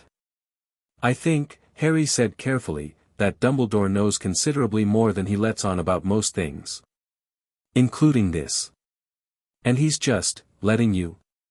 He's watching, Harry said. Which is different. He gathered the documents and put them back in the folder. And I'm watching him watching me. And eventually we're going to have to talk about it directly. But not yet. Not yet, Ron and Hermione said simultaneously, in exactly the same tone, and then looked at each other with the shared expression of people who had both said this sentence before. It's very annoying, Ron told her. I know, she said. But he's usually right. Also annoying, she said, and Harry didn't smile, but it was close. The school year opened the way second years opened, the settled confidence of people who knew where things were, the slight superiority over the frightened first years that Harry found he didn't feel. He remembered being frightened of different things and thought the first years were handling it fine. Quidditch practices resumed. Lockhart arrived as the new defense professor and was immediately, comprehensively useless, performing the singular achievement of managing to be both arrogant and incompetent simultaneously, like a very expensive car with no engine. Harry sat through the first class with the expression of someone enduring weather. The Whomping Willow incident, he and Ron having missed the train and arrived in a flying car, had resulted in a letter home to the Dursleys that Harry had calmly intercepted before it could cause damage and responded to himself, which was technically a forgery but also practically necessary, and he had a hard time feeling guilty about it. What occupied him more was the basilisk. Because someone had opened the chamber, and the petrifications had started again in the corridors, and Harry had heard the voice in the walls, something moving through the pipes, ancient and enormous, and he had thought about it very carefully and concluded several things. He'd told Ron and Hermione at their first library session of the year. It's a basilisk. In the pipes. Hermione, already cat-affected and slightly glazed, had nonetheless managed to write confirmed, serpent, lethal gaze, pre-Hogwarts construction in her notebook before the full weight of what he'd said hit her. You heard it, Ron said. I'm a Parselmouth, Harry said. I worked that out at the zoo when I was 8. Didn't know the name for it until I looked it up. He looked at them both. I know what it looks like when people think this is dark magic territory. I don't think that, Ron said immediately. I don't either, Hermione said, equally immediate. It's a hereditary linguistic ability, not an indicator of moral character. The conflation is lazy thinking. Harry let out a breath he hadn't realized he'd been holding. Thank you. Where's the entrance? Ron said. To the chamber. I don't know yet. I'm listening. The pipes, Hermione said, thinking aloud. The castle's plumbing is medieval, but the main pipe systems run beneath the second-floor girls' bathroom. She stopped. The one that's always flooded. Moaning Myrtle's bathroom. Harry and Ron looked at each other. You think the entrance is in a bathroom? Ron said. I think Salazar Slytherin had a very specific sense of architectural humor, Hermione said. The basilisk was eventually dealt with, Harry speaking it down through the pipes while Hermione and Ron blockaded the upper corridor and kept other students away, because they were not going to let Harry go into the chamber alone and he had not suggested it. The actual confrontation was less dramatic than the books would later suggest, a 12-year-old Parselmouth speaking with focused authority to a 1,000-year-old serpent, telling it that the person who'd been directing it was gone now, that the connection was severed, that it could go deep and stay there. That nobody would disturb it if it didn't disturb them. The basilisk listened. Harry felt this as the particular quality of a very old and very powerful thing choosing to believe you, which was one of the stranger experiences of his year. Riddle, the memory of Riddle, the 17-year-old preserved in a diary, had been less cooperative and considerably more dramatic. The diary was destroyed. Ginny Weasley was safe. Harry had handled a memory of Voldemort's younger self with the same level of visible fear he handled most things, which was to say none that showed, and internally filed away the encounter under information about Horcruxes, a word he'd pulled from Riddle's boasting, which he looked up the moment he was back in the castle and found under restricted section Theoretical Dark Magic Theory, and then sat with for a very long time thinking about what it meant. He told Ron and Hermione that evening in the hospital wing, where Madame Pomfrey had insisted they all sit quietly and have some soup. He split his soul, Harry said. Multiple times, probably. The diary was one piece. There are others. Hermione's soup spoon stopped midway to her mouth. Ron put his bowl down. His face had gone through several stages and arrived at a controlled blankness that meant he was processing something serious. How many? I don't know. I need to research it.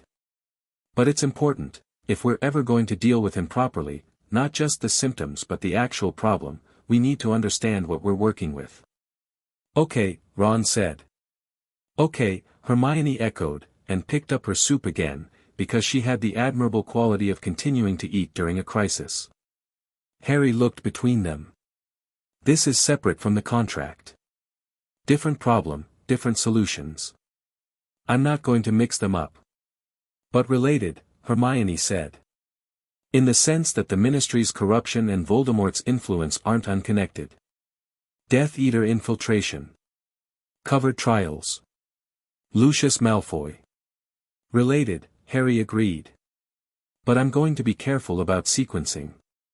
Ron looked at him over his soup. You've already got a sequence in your head, haven't you? It wasn't a question. I've got several possible sequences, Harry said. I'm deciding between them. Ron shook his head slowly, somewhere between admiration and exasperation. 12, he said. You're 12. And the contract doesn't have an age requirement, Hermione said, with the particular quality of someone completing a well-worn call-and response, and Ron laughed, the real laugh, and even Harry smiled this time, properly. Christmas came fast. Harry wrote to the Dursleys with the flat efficiency of someone managing a bureaucratic obligation. He was going to spend the holiday at Hogwarts, or possibly with a friend, and they would receive no difficulties from him either way. He wrote it so reasonably that Aunt Petunia would feel nothing but relief, which was the point. He spent exactly 0 emotional energy on the exchange. What he spent emotional energy on was the letter to Ragnarok. He drafted it 4 times.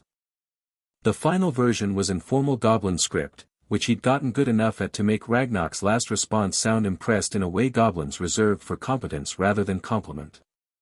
The letter invoked Article 7, Clause 3 of the Foundational Accords, challenging the appointment of one Algernon Twicket to the Department of Magical Law Enforcement on the grounds of the extant Gringotts complaint for bribery, which constituted conduct unbecoming of an officer of an institution operating under the 1213 Charter. He sealed it with the iron key Ragnarok had given him during that first meeting. Pressing it to the wax left an impression that made the seal legally operative under Goblin law. He sent it on the 14th of December. On the 18th, he received a response.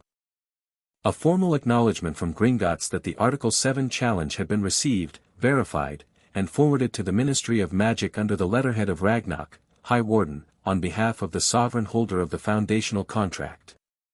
He was in the Great Hall when it arrived. He read it once, folded it, and put it in his pocket. Hermione, across from him, was watching his face. Well? It's done, Harry said. The Ministry has 30 days to either confirm Twicket's removal or contest the challenge. If they contest, it goes to a Goblin legal tribunal. If they ignore it, it escalates under Article 8. Ron, who had stayed for the holidays along with Harry, stopped eating his toast. What happens under Article 8? The contract moves from advisory to enforcement authority. Essentially, I get to compel compliance rather than request it. A short pause. So, Ron said carefully, the Ministry of Magic is going to get a letter telling them that someone owns them, their appointment is being challenged, and if they don't respond they can be compelled. That's correct. And the person sending this letter is 12. Also correct. Ron put down his toast. Fudge is going to lose his mind. That's rather the point, Hermione said. Harry said nothing, because he was already thinking several steps ahead, and what he was thinking was this: the Ministry's response, whatever it was, would tell him more about them than anything he'd read so far. The way an institution responds to legal challenge tells you everything about its relationship with the law. Whether it complies, contests, or ignores would be data. And data was, at this stage, still more valuable than action. He was wrong about one thing. The Ministry didn't respond in 30 days. The Ministry responded in 4.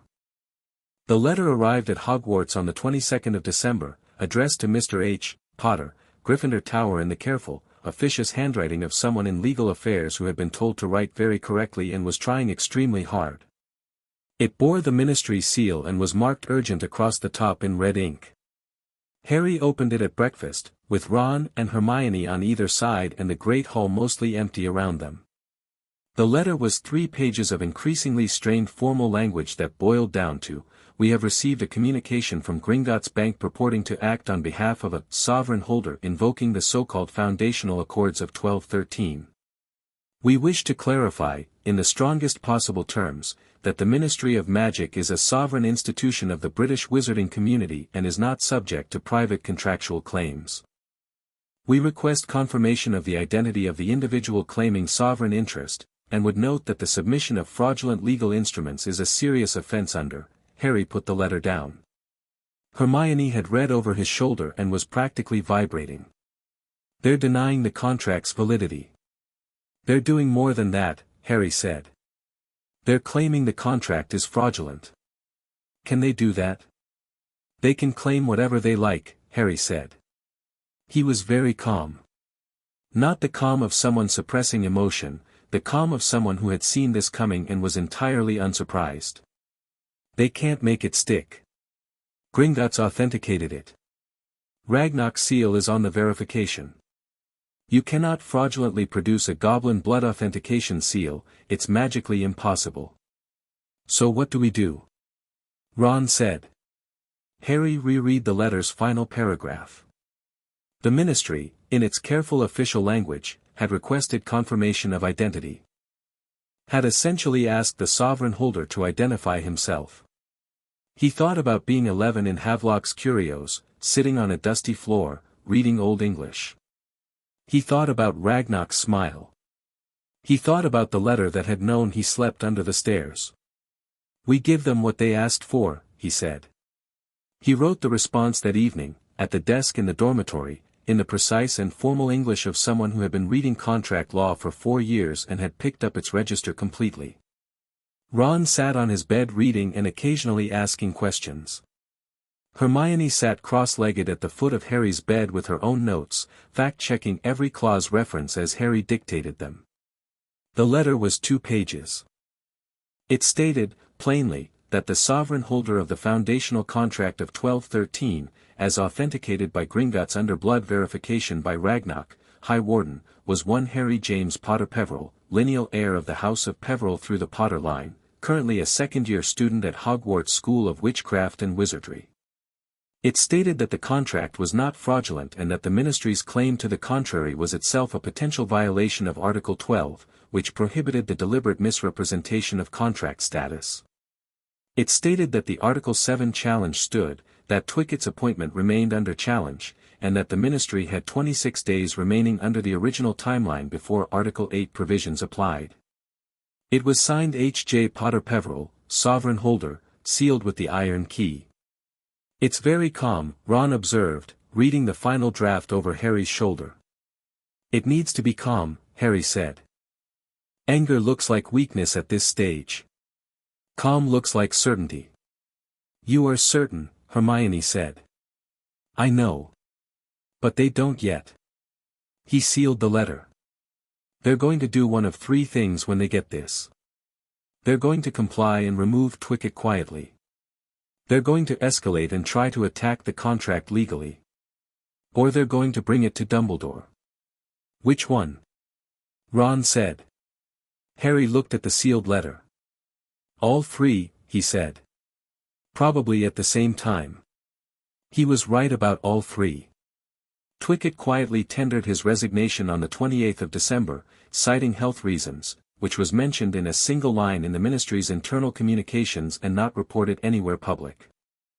The ministry's legal department began a review of the 1213 Accords that same week, led by a very senior and very alarmed Department of Magical Law Enforcement solicitor named Weatherby Pritch, who had apparently never heard of the foundational contract and was not enjoying the discovery.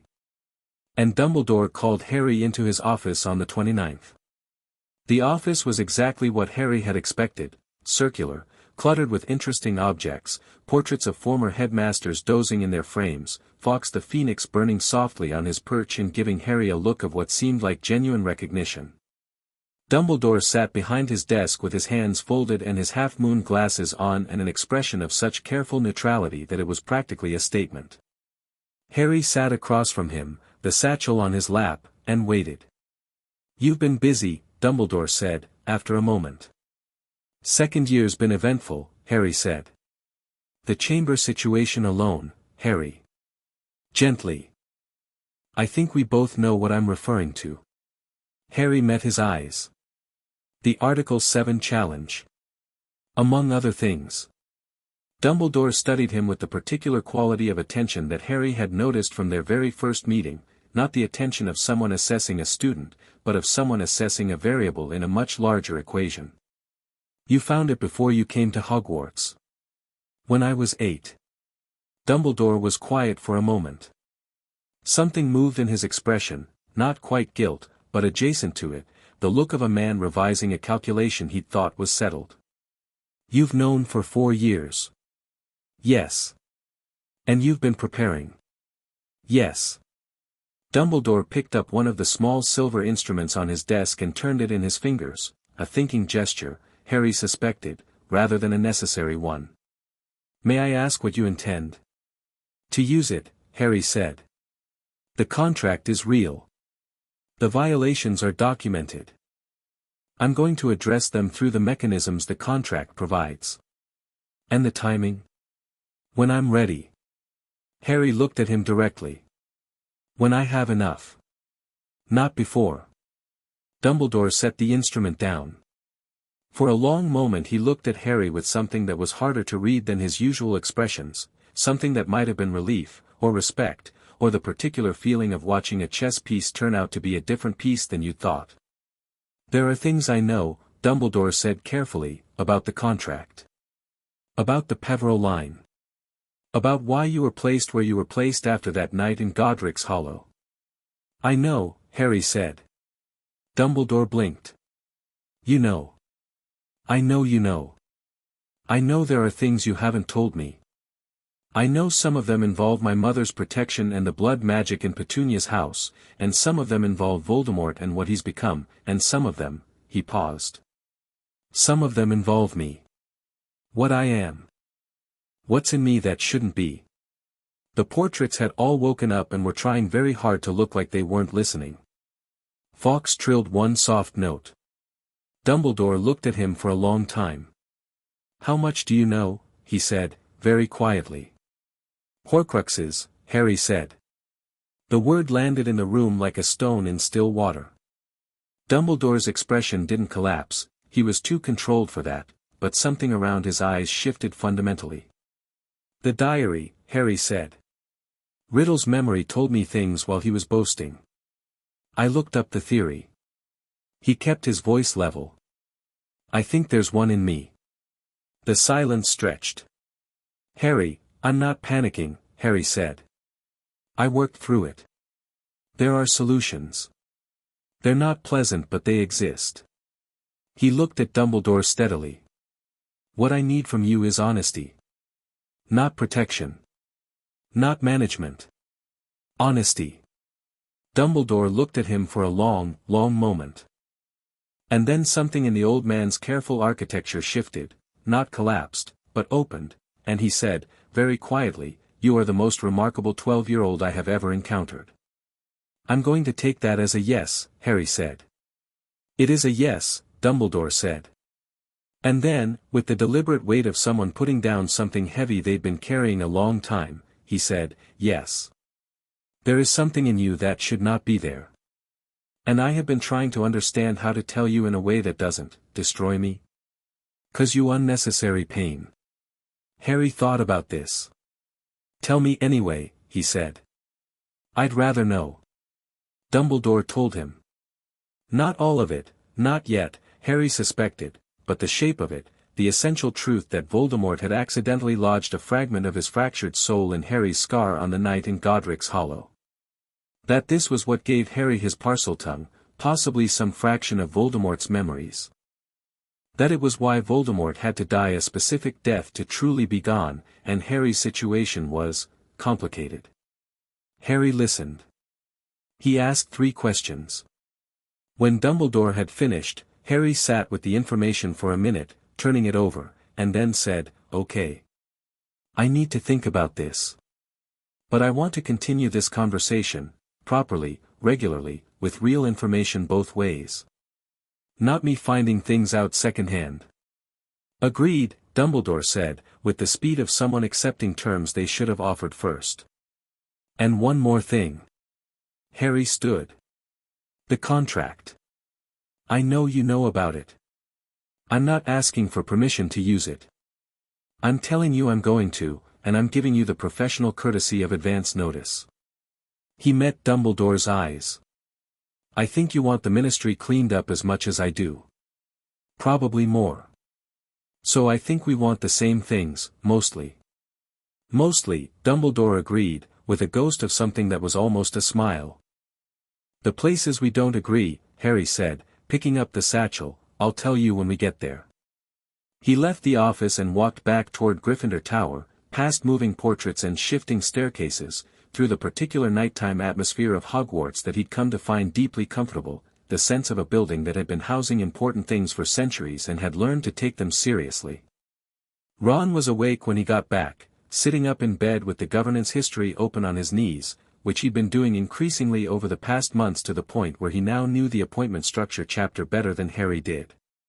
How was it? Ron said. Good, Harry said. Honest, mostly. He confirmed the Horcrux thing. Ron's jaw tightened. Right, he said, in the voice that meant he was very unhappy and was setting it aside for Harry's benefit. It's solvable, Harry said. I know. You'd have already figured out how. Working on it. Harry sat down on his bed. I think he's going to stop managing me. Start actually talking to me. What made the difference? Harry thought about it. I think he was waiting to see if I was someone who could handle the truth. He paused. I think a lot of people have been waiting to see what I am. Ron looked at him sideways. And I think they're finding out, Harry said, and put out his bedside lamp. The ministry's legal department sent 3 more letters in January, each progressively more alarmed in tone and more careful in language, like someone backing away from something while trying to appear as though they were standing still. Harry responded to each one with the same measured precision. Hermione drafted the responses with him, and they were so legally airtight that Weatherby Pritch, the ministry solicitor handling the correspondence, was later reported to have said that whoever was writing for the sovereign holder clearly had a better understanding of the 1213 Accords than anyone in the ministry legal department. He was 12. He'd had help. But he'd also been reading for 4 years and he knew every word of the contract by heart, in English and in Goblin, and there was something clean about watching the correspondence shift over those weeks, from dismissal to alarm, to a kind of grudging, terrified respect. By February, Twicket was gone.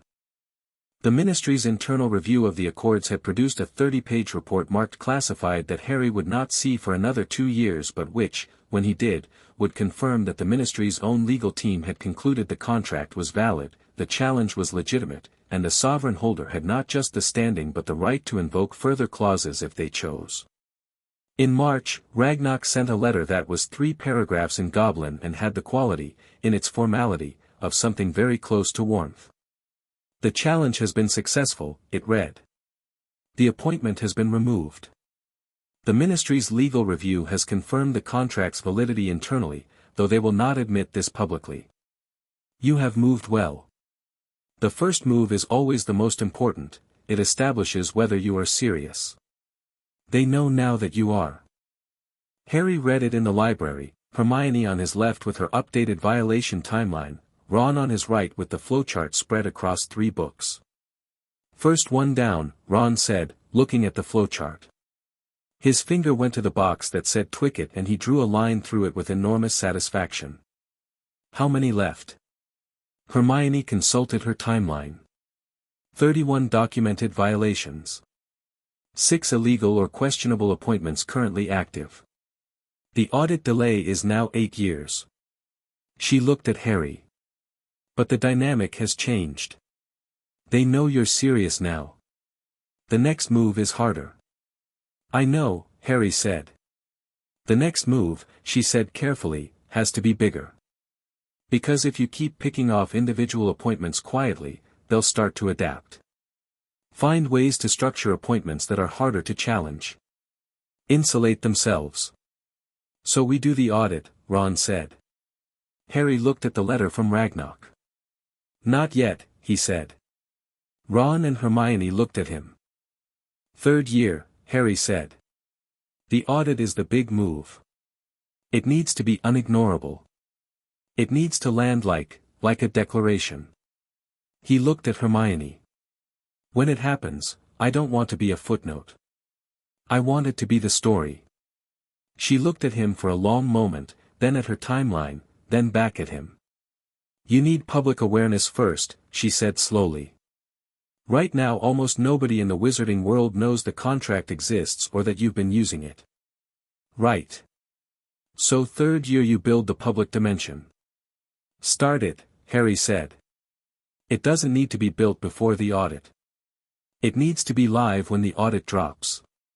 So that when Fudge tries to dismiss it, he can't, Ron finished, something lighting in his expression. Because the public already knows.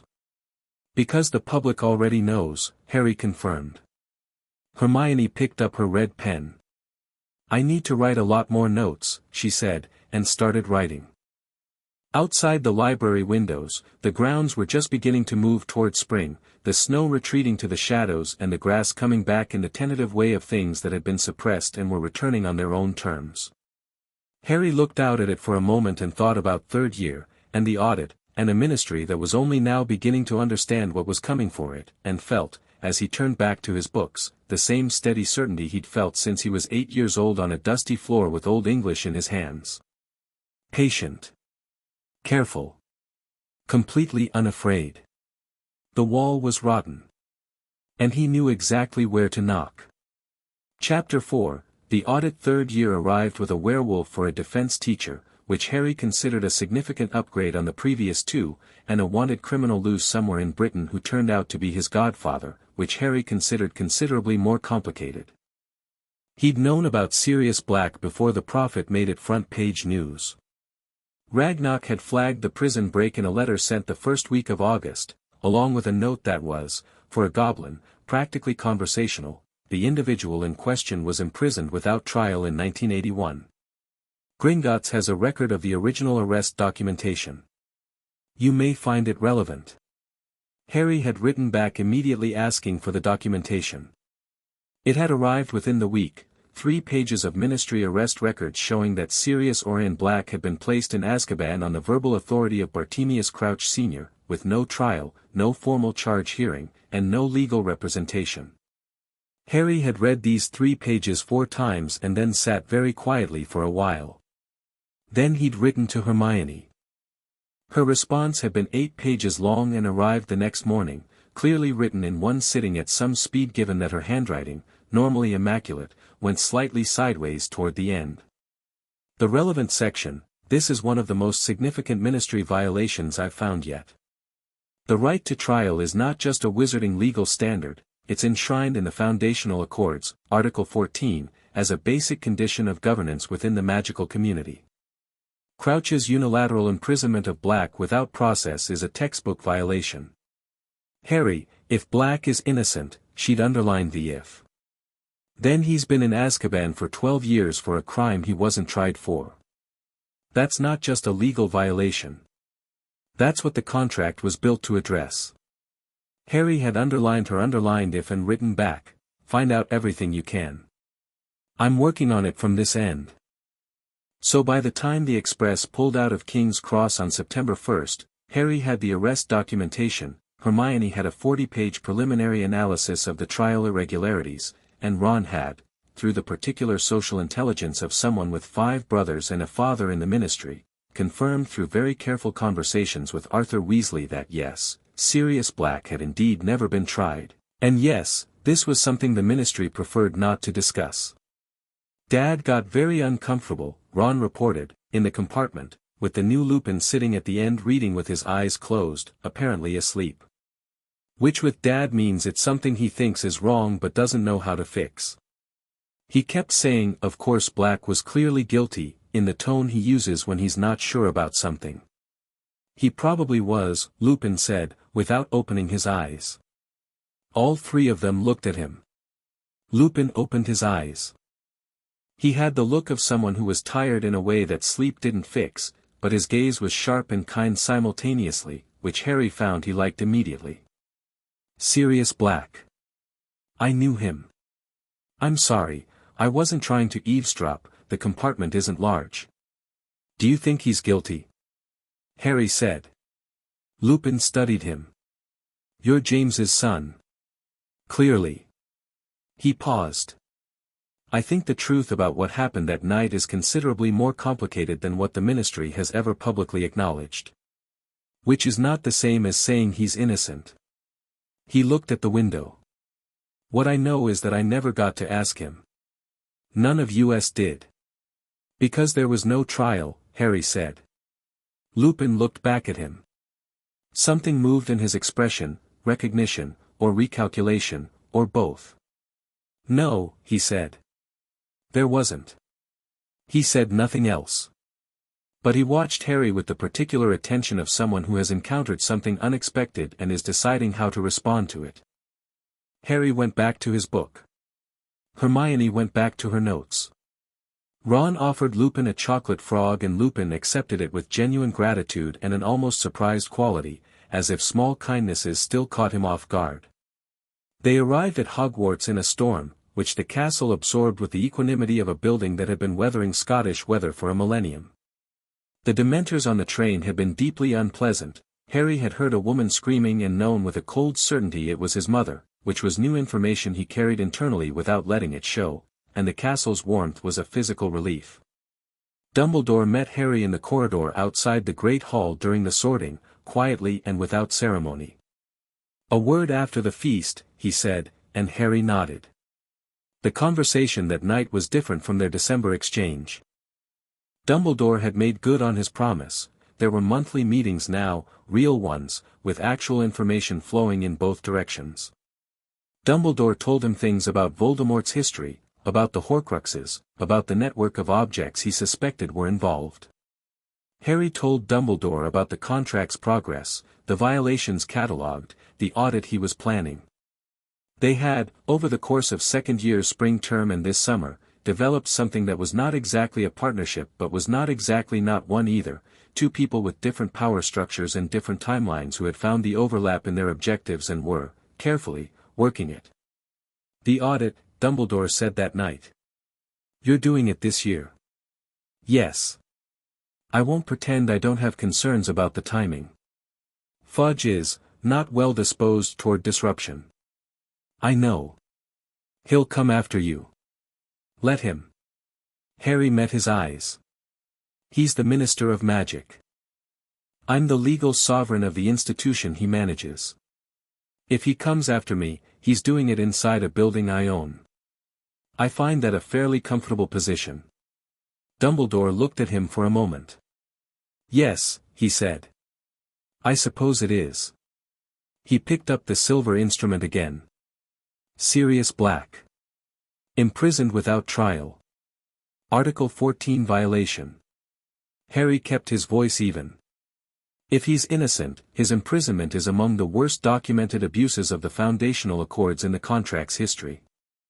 I want to investigate. Harry, I want to investigate, Harry said again.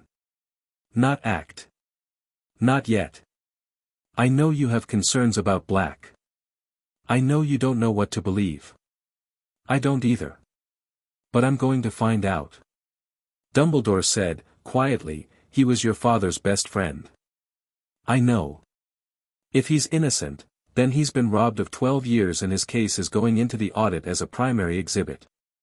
Harry picked up the satchel. And if he's guilty, then the ministry still violated Article 14 by not trying him, and the audit records that too. He stood. Either way, the institution is accountable.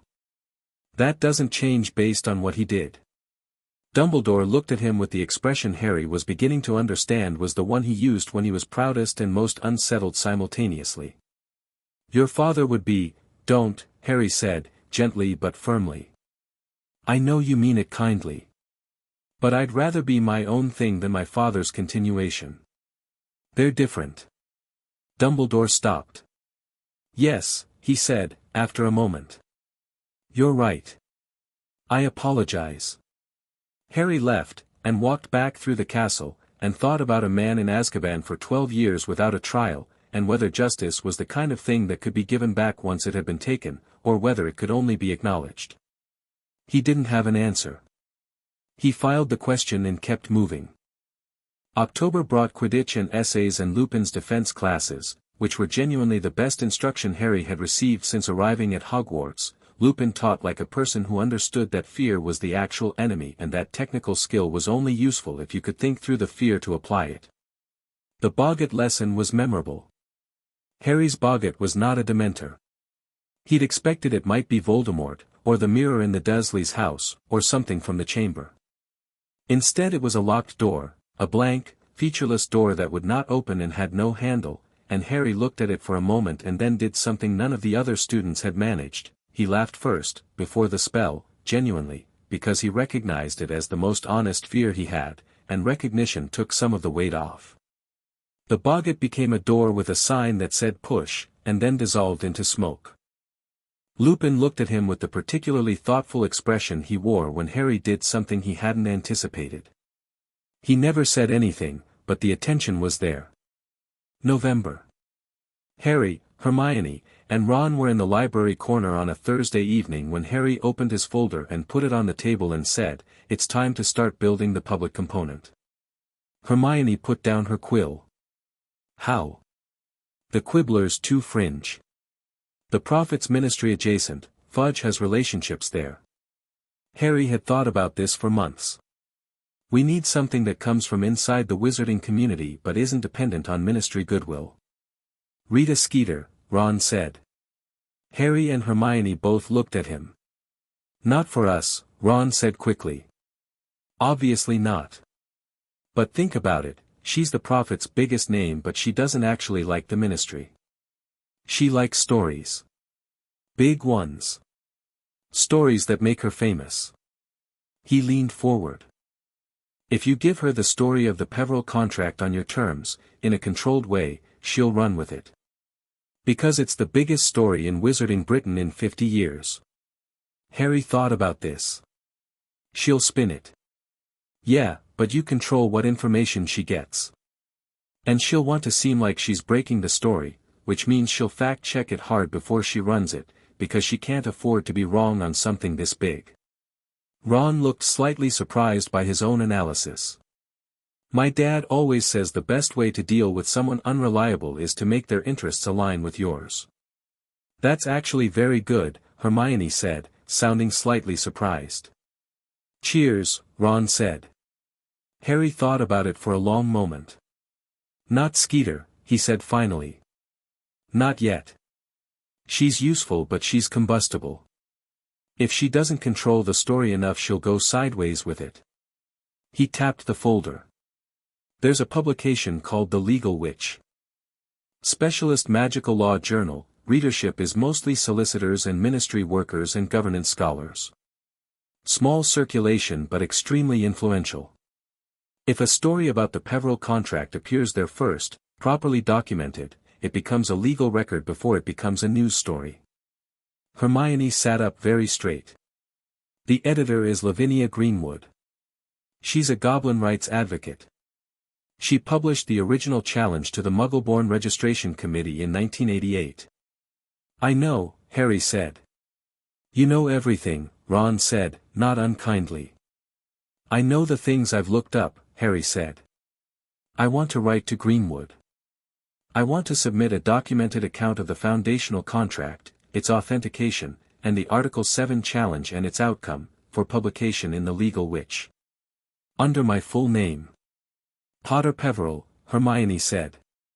Potter Peverell, Harry confirmed. With Ragnarok's verification attached. Completely factual, completely documented, no editorializing. Just the record. When it runs, Ron said, the prophet picks it up. And then everyone knows. And then everyone knows, Harry said. And then when the audit happens, it's not a surprise attack. It's the next step in a documented process that's already on record. Hermione was already writing. I'll draft the submission. You review it, Ragnarok verifies the Goblin documentation, we submit in January. She looked up. The audit in spring? April, Harry said. After Easter. I want the article to run in February, let it sit for 6 weeks, and drop the audit when the initial shock has settled into something people are taking seriously. Ron leaned back and looked at the ceiling. The Ministry is going to lose their collective minds. Yes, Harry said. Fudge is going to blame Dumbledore. Probably. Dumbledore is going to be very calm and slightly mysterious about it. Almost certainly. And you're going to be 13 and completely unbothered. That's the plan, Harry said. Ron smiled, wide and genuine. Brilliant, he said. Absolutely brilliant. He pulled the flowchart over and started updating it with the specific satisfaction of someone who had been waiting a long time to do exactly this. The Christmas holidays brought 2 significant events, though neither of them were the ones Harry had planned for. The first was finding Sirius Black in the Shrieking Shack. The second was what happened afterward. He wasn't going to go into the shack. He'd been tracking the secret passage, he'd acquired the Marauder's map from Fred and George in October, recognizing immediately what it was and spending 3 days in quiet astonishment at his father's and his friends' work, and had followed the dot labeled Sirius Black through the passage under the Whomping Willow because Ron had gone in ahead with a large black dog, which was wrong in several ways that all required immediate investigation. What he found was a man who looked like he'd been in Azkaban for 12 years, which he had, and who was also, rapidly and chaotically, revealed to not be the spy everyone thought. Peter Pettigrew, Ron's rat, Scabbers, also an animagus, also very much alive. Lupin arriving and confirming all of it with the shattered relief of someone who'd believed something for 12 years and was now watching it unmake itself in real time. Harry stood in the Shrieking Shack with Ron's arm broken and Hermione at his shoulder and watched Sirius Black tell the truth with the particular quality of someone who has nothing left to protect and is only asking to be heard, and thought, this is what the Ministry did. This is what it looks like when an institution operates outside its own charter. He thought about Article 14. He thought about Ragnarok's documentation. He thought about the audit. And then Pettigrew escaped. The Dementors arrived. Harry cast a Patronus, a stag, his father's form, which hit him somewhere complicated, and Sirius was captured. Buckbeak was still sentenced. The Ministry arrived in the form of Fudge, who was entirely uninterested in the possibility that the last 12 years had been a catastrophic institutional failure.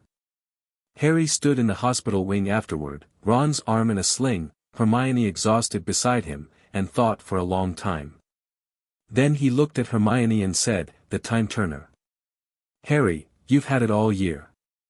I noticed in September and didn't say anything because it wasn't relevant yet." He met her eyes. "It's relevant now." Hermione looked at him. Then she reached into her robes. What followed was one of the stranger evenings of Harry's life, and his life had contained several strong contenders. They went back.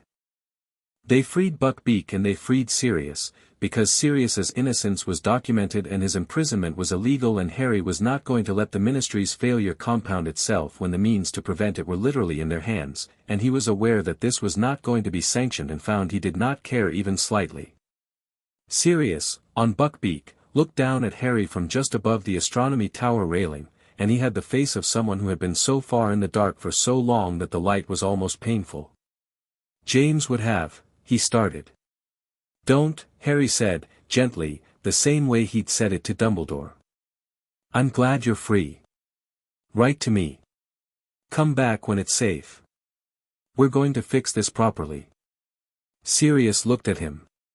You have a plan, he said. Yes. Of course you do. Something complicated moved across his thin face, grief and humor and an enormous, exhausted warmth. You really are James's son, regardless of what you just said. Maybe, Harry said. Fly safe. Sirius flew. Harry watched him go until the hippogriff was a speck against the moon, and then went back inside to deal with the rest of the evening. Dumbledore, when Harry told him about the black situation, said nothing for almost 30 seconds. Then he said, the audit is going to be very interesting. He's in the documentation as a primary exhibit, Harry said. 12 years. No trial. Article 14. The Ministry will say Pettigrew's escape undermines the evidence of innocence. Pettigrew was seen on the Marauders map, by 3 students and a professor who was personally acquainted with him. The Goblin verification process includes pensive extracted testimony, which is admissible under Article 16. Harry had thought about this for 2 days straight. They'll say whatever they like. The documentation is solid. Dumbledore looked at him with that expression again, the proud one, the unsettled one. The article in the Legal Witch, he said. January? Yes. I'll write a supporting statement, Dumbledore said. If you want it. Harry paused. I want it, he said, after a moment. But it goes in as a secondary document. This isn't your name behind mine. It's mine. Of course, Dumbledore said. Lavinia Greenwood responded to the submission in 3 days. Her letter was brisk, professional, and radiated the particular energy of someone who had been waiting 20 years for this exact document to appear in their in-tray. She had 3 clarifying questions, all of them legally precise and answerable. She confirmed publication for the February issue. She noted, in her final paragraph, that she had taken the liberty of informing her print-run distributor to increase the February edition by 400%.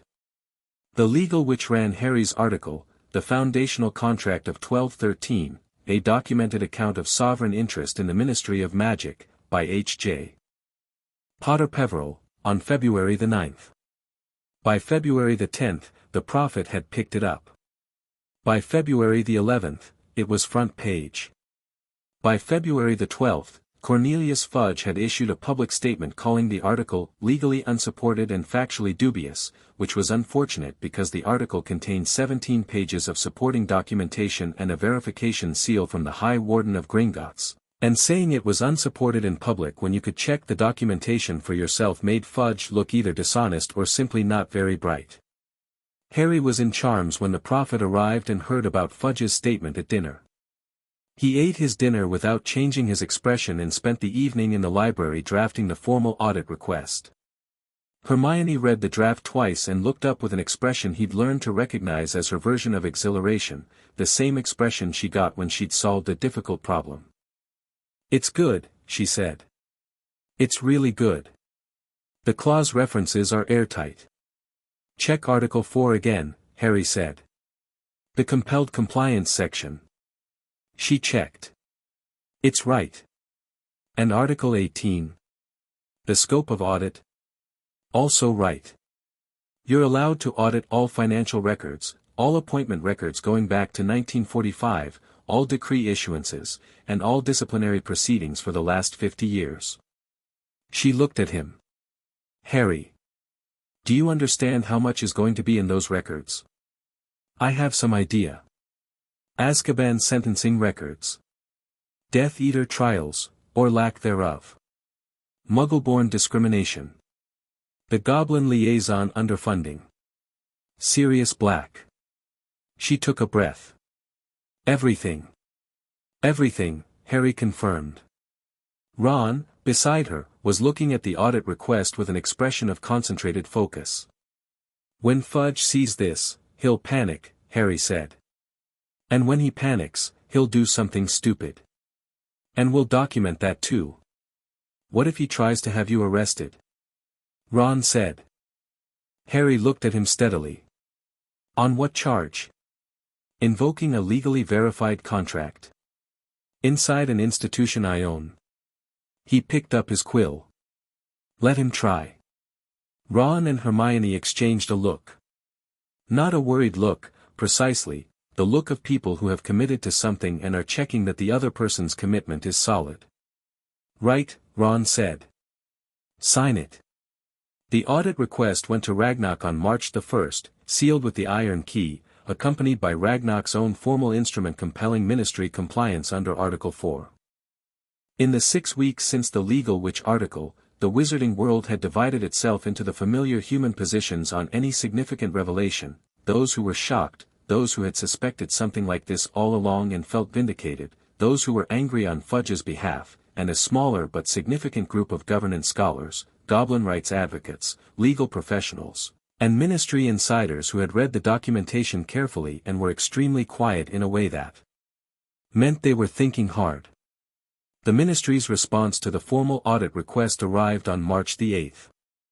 Harry was in defense when the owl found him. Lupin raised an eyebrow but didn't stop class, because Lupin was good at reading situations, and Harry read it at his desk while the rest of the class practiced nonverbal shield charms. The Ministry had appointed a legal committee to review the audit request. The committee had 60 days to deliver its findings. Harry put the letter in his folder and practiced his shield charm, which was good enough that Lupin gave him a look of quiet approval. After class, Lupin said, "A word, Harry." And when the others had filed out the article, the audit request, he stopped. He was choosing his words. I'm going to say something that might sound strange. When I first heard about the contract, I was concerned. Not about you, about what it might do to you. The weight of it. I've been carrying it since I was 8, Harry said. I know. That's what I mean. Lupin looked at him with those tired, kind eyes. How are you? Not the strategy. Not the legal framework. You. Harry considered the question seriously, the way Lupin meant it seriously. I'm fine, he said. Genuinely. It doesn't feel like a weight. It feels like when you find out a lock exists for a door you've been pushing against for years. The door was always there. Now I have the key. Lupin was quiet for a moment. Your father would have charged the door, he said. Head first. I know. You found a key instead. More useful, Harry said. Lupin almost smiled. Yes. More useful. He paused. Sirius is safe.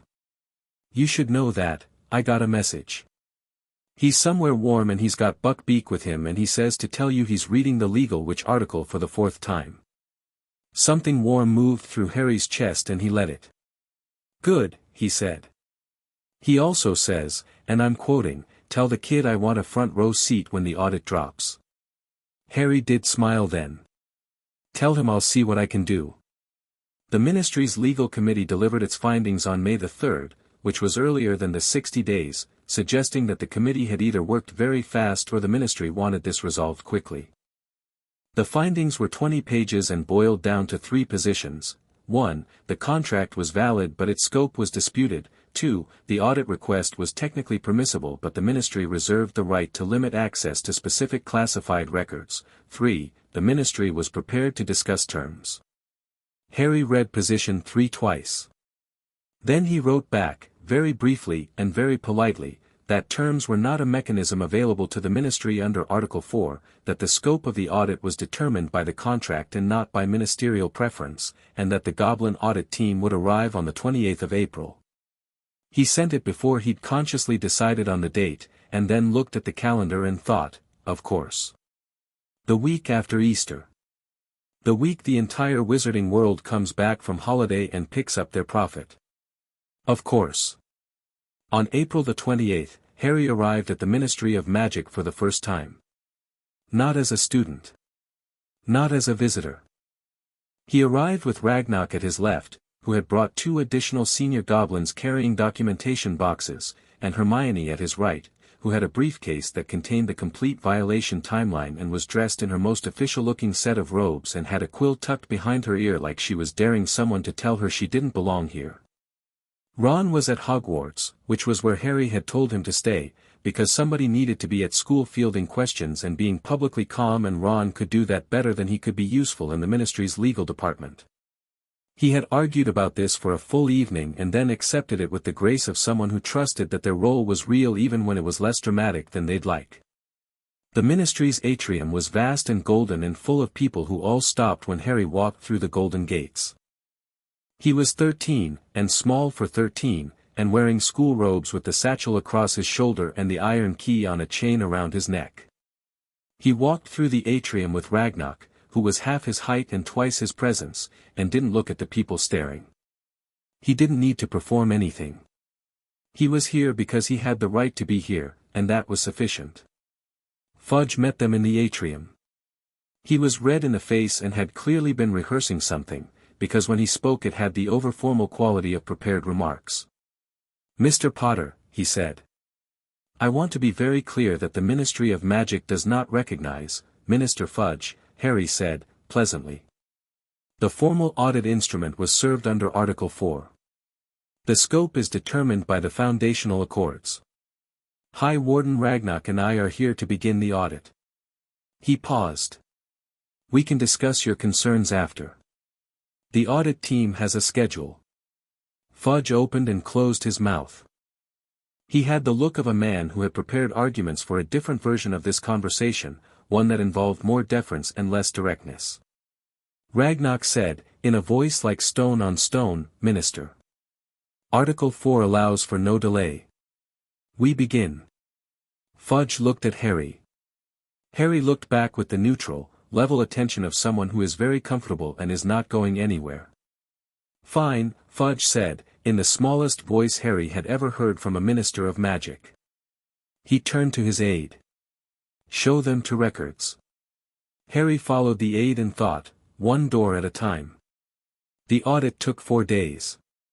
What came out of it was not a surprise to Harry, because he'd been building the violation catalog for 2 years. But seeing it confirmed in actual ministry records, not theorized, not documented secondhand, but there in the ledgers and the appointment files and the disciplinary records and the Azkaban sentencing logs, was a different thing from knowing.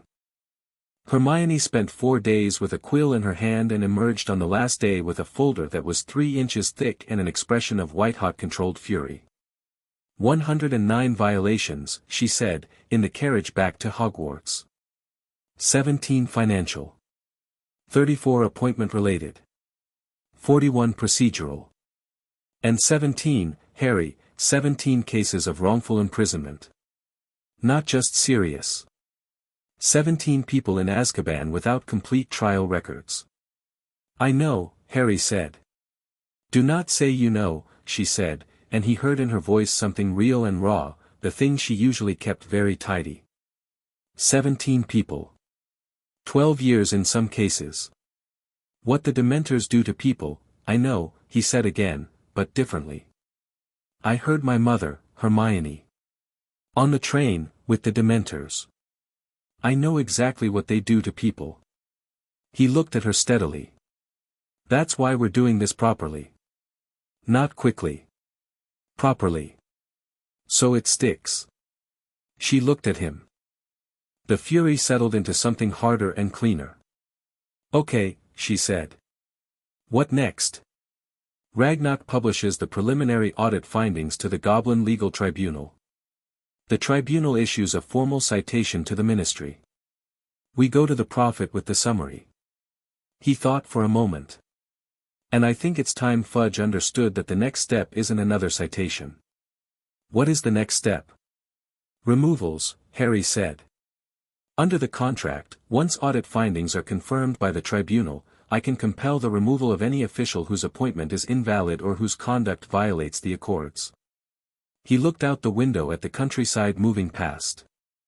Starting with the ones connected to the wrongful imprisonments. Hermione was quiet for a moment. Crouch, she said. He was the one who sent Sirius to Azkaban without trial. He's not currently in the ministry, he was pushed out in the Death Eater scandal, but his legacy decisions are still active. Crouch is one, Harry said. There are others. He turned from the window. Hermione. When this goes public, and it will go very public, within the week, it's going to get harder before it gets easier. Fudge is going to look for ways to discredit me. The prophet might turn. People who've been comfortable with the status quo are going to feel threatened. I know, she said. Are you still in? She gave him a look that would have been withering if it weren't so fundamentally warm underneath it. Harry. I have spent 2 years building a 109 violation case file in my spare time. I am unambiguously in. He almost smiled. Okay. Are you still in? I've been in since I was 8, he said. Outside, the Scottish landscape rolled past, enormous and indifferent, and Harry sat with the satchel warm against his hip and thought about 109 violations and 17 wrongful imprisonments and a man on a hippogriff somewhere warm who had written to say he was reading an article for the 4th time, and thought about the rotten wall and the right place to knock. He'd knocked. The wall was cracking. Now came the part where you made sure it fell all the way down. Chapter 5, The Sovereigns War. The summer before 5th year was the summer the wizarding world stopped being able to pretend. Voldemort came back on a Tuesday in June, in a graveyard in Little Hangleton, and Harry was there for it. He was 14 and he had a portkey in his hand and a dead boy on the ground beside him and the Dark Lord standing 20 feet away in a body that looked borrowed from Nightmare, pale and serpentine and furious with the particular fury of something that has been nothing for 13 years and cannot believe it. Harry had thought about this moment. Not this specific moment, he hadn't known about the Triwizard Tournament ritual, hadn't expected the graveyard, hadn't been prepared for Cedric Diggory going down so fast and so finally that there was no version of events where that was fixable. But he had thought, in the abstract, about what it would be like to stand in front of Voldemort without the buffer of other people's plans between them. He'd expected to be afraid. He was, underneath, somewhere below the layer of functioning. The fear was real and physical and serious, the way fear is when the thing in front of you is actually dangerous rather than just large. But above that layer, in the part of him that operated and decided, there was something else.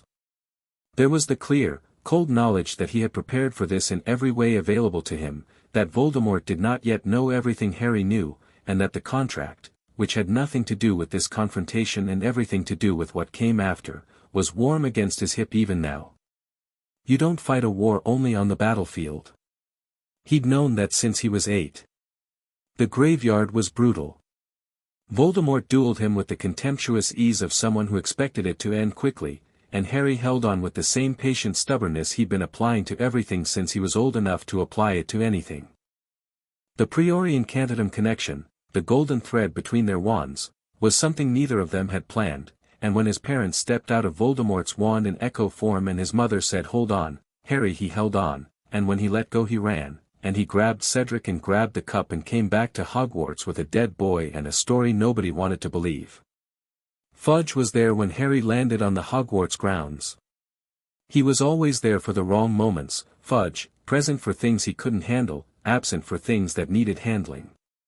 He looked at Cedric's body and at Harry shaking with controlled shock and said, very carefully, the thing that Harry had known he would say, we don't know that it was, we can't be certain. Harry looked at him. Just looked at him, for a long, quiet moment, with the same level attention he'd been giving ministry officials since he was 12. Fudge stopped talking. Cedric Diggory is dead, Harry said. Voldemort killed him. That is what happened. You can choose what to do with it. He walked away before Fudge could respond. Dumbledore caught his eye across the crowd and nodded, once, and Harry nodded back. The summer at Privet Drive was the last summer he stayed there. He was 14 going on 15 and the blood magic in his aunt's house still operated, but he talked to Dumbledore, properly talked, in one of their real conversations, about the calculus of it, and Dumbledore had confirmed that the protection would hold through Harry's 17th birthday regardless of residence duration, that a summer away wouldn't break it. What was keeping Harry there was not magic. What was keeping Harry there was Dumbledore's plan, and Dumbledore's plan had been revised considerably in the last 2 years. Harry spent the first week at Privet Drive writing letters to Ragnarok, with a full account of the graveyard and its legal implications for the audit findings, because Voldemort's return changed the priority order of things. To Sirius, who had been living carefully in an undisclosed location and corresponding in code, telling him to prepare for escalation and to stay safe and that they were going to need him soon. To Hermione, who had responded to his graveyard account within 12 hours with a letter that was half comprehensive research on what priori incantatem implied about the Horcrux question and half, barely contained beneath the clinical language, terror and relief braided together. She'd written at the end, "Are you actually okay?" Not strategically. Actually. He'd written back, mostly. "Cedric is still, I keep seeing it. But mostly." She'd written, "I know. Me too, and I wasn't even there. That's allowed, you know. To be affected by it." He'd kept that letter. To Ron he'd written something shorter and more honest than he'd managed to anyone else, because Ron had a gift for receiving honesty without making it into a performance. It was bad. Really bad. "I'm fine, but it was bad. I need us all in the same place soon. This is getting faster." Ron had written back in about 4 lines, "We're coming to get you. Mum's already planning it. Don't tell us you're fine and then be not fine when we get there. That's not allowed anymore." Harry had smiled at that one. He'd kept that one too. The Order of the Phoenix arrived at Privet Drive on the 7th of August to collect him, and it was a collection of people that Harry looked at and thought, good people. Serious people. People who are scared and doing it anyway. He liked them immediately and collectively. Mad-Eye Moody, who looked at Harry with the calculating respect one tactician gives another. Tonks, who was delightful and accident-prone and had eyes that said she was considerably less chaotic than she appeared. Lupin, who hugged him briefly and didn't try to hide that he'd been worried. "You've gotten taller," Lupin said. "Bit," Harry said. He was nearly Ron's height now, which Ron was treating as a personal affront. "And Lupin nodded at the satchel. "With me," Harry said. "Always." Lupin nodded like this was the expected answer. Grimmauld Place was dark and enormous and smelled of old magic and something bitterly sad, which Harry thought was probably less about the building and more about what it had been. Sirius was there, and Sirius was complicated. He'd been free for 2 years and living carefully, and the freedom had cost him differently than the imprisonment had. He was restless in the way of someone whose body had been still too long and whose mind had never stopped. He embraced Harry in the entrance hall with the fierce brevity of someone who didn't know how to do this properly and was doing it anyway. "You look like James," he said. "Everyone says that," Harry said. "Yeah, but, more now.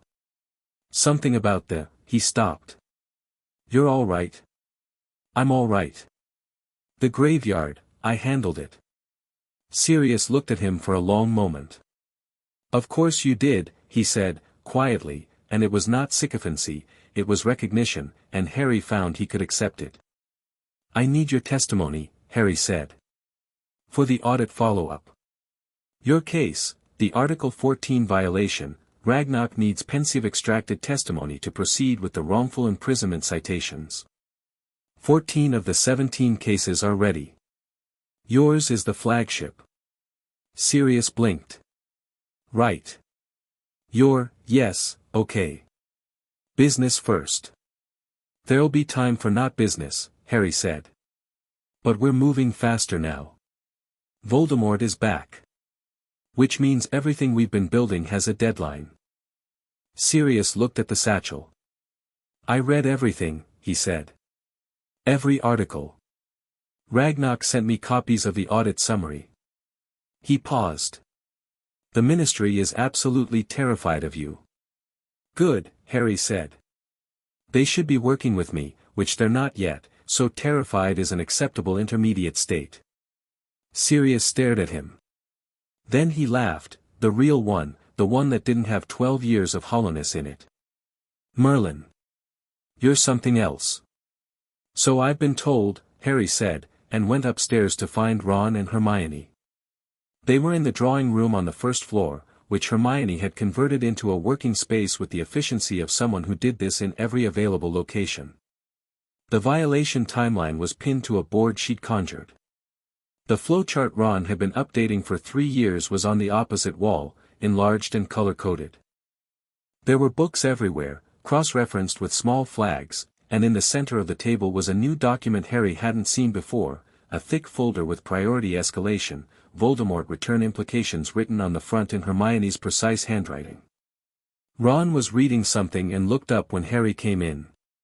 He stood and crossed the room in about 4 steps, and the hug was brief and bone-solid, and neither of them was going to mention it. Okay. Ron said. Okay, Harry said. You. Brilliant. This house is amazing. There's a mirror on the 3rd floor that insults you in iambic pentameter. He stepped back. Hermione's been working since we got here yesterday.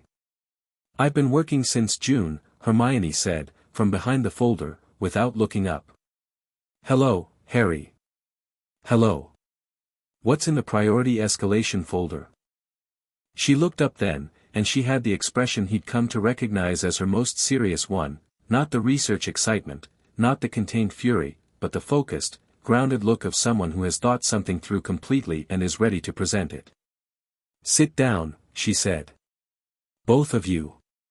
They sat. She stood in front of the board, and it was, Harry thought, essentially a briefing. Ron clearly thought so too, because he leaned forward slightly with the attention he reserved for things that mattered. Voldemort's return changes the sequencing, Hermione said. Not the goal, the order.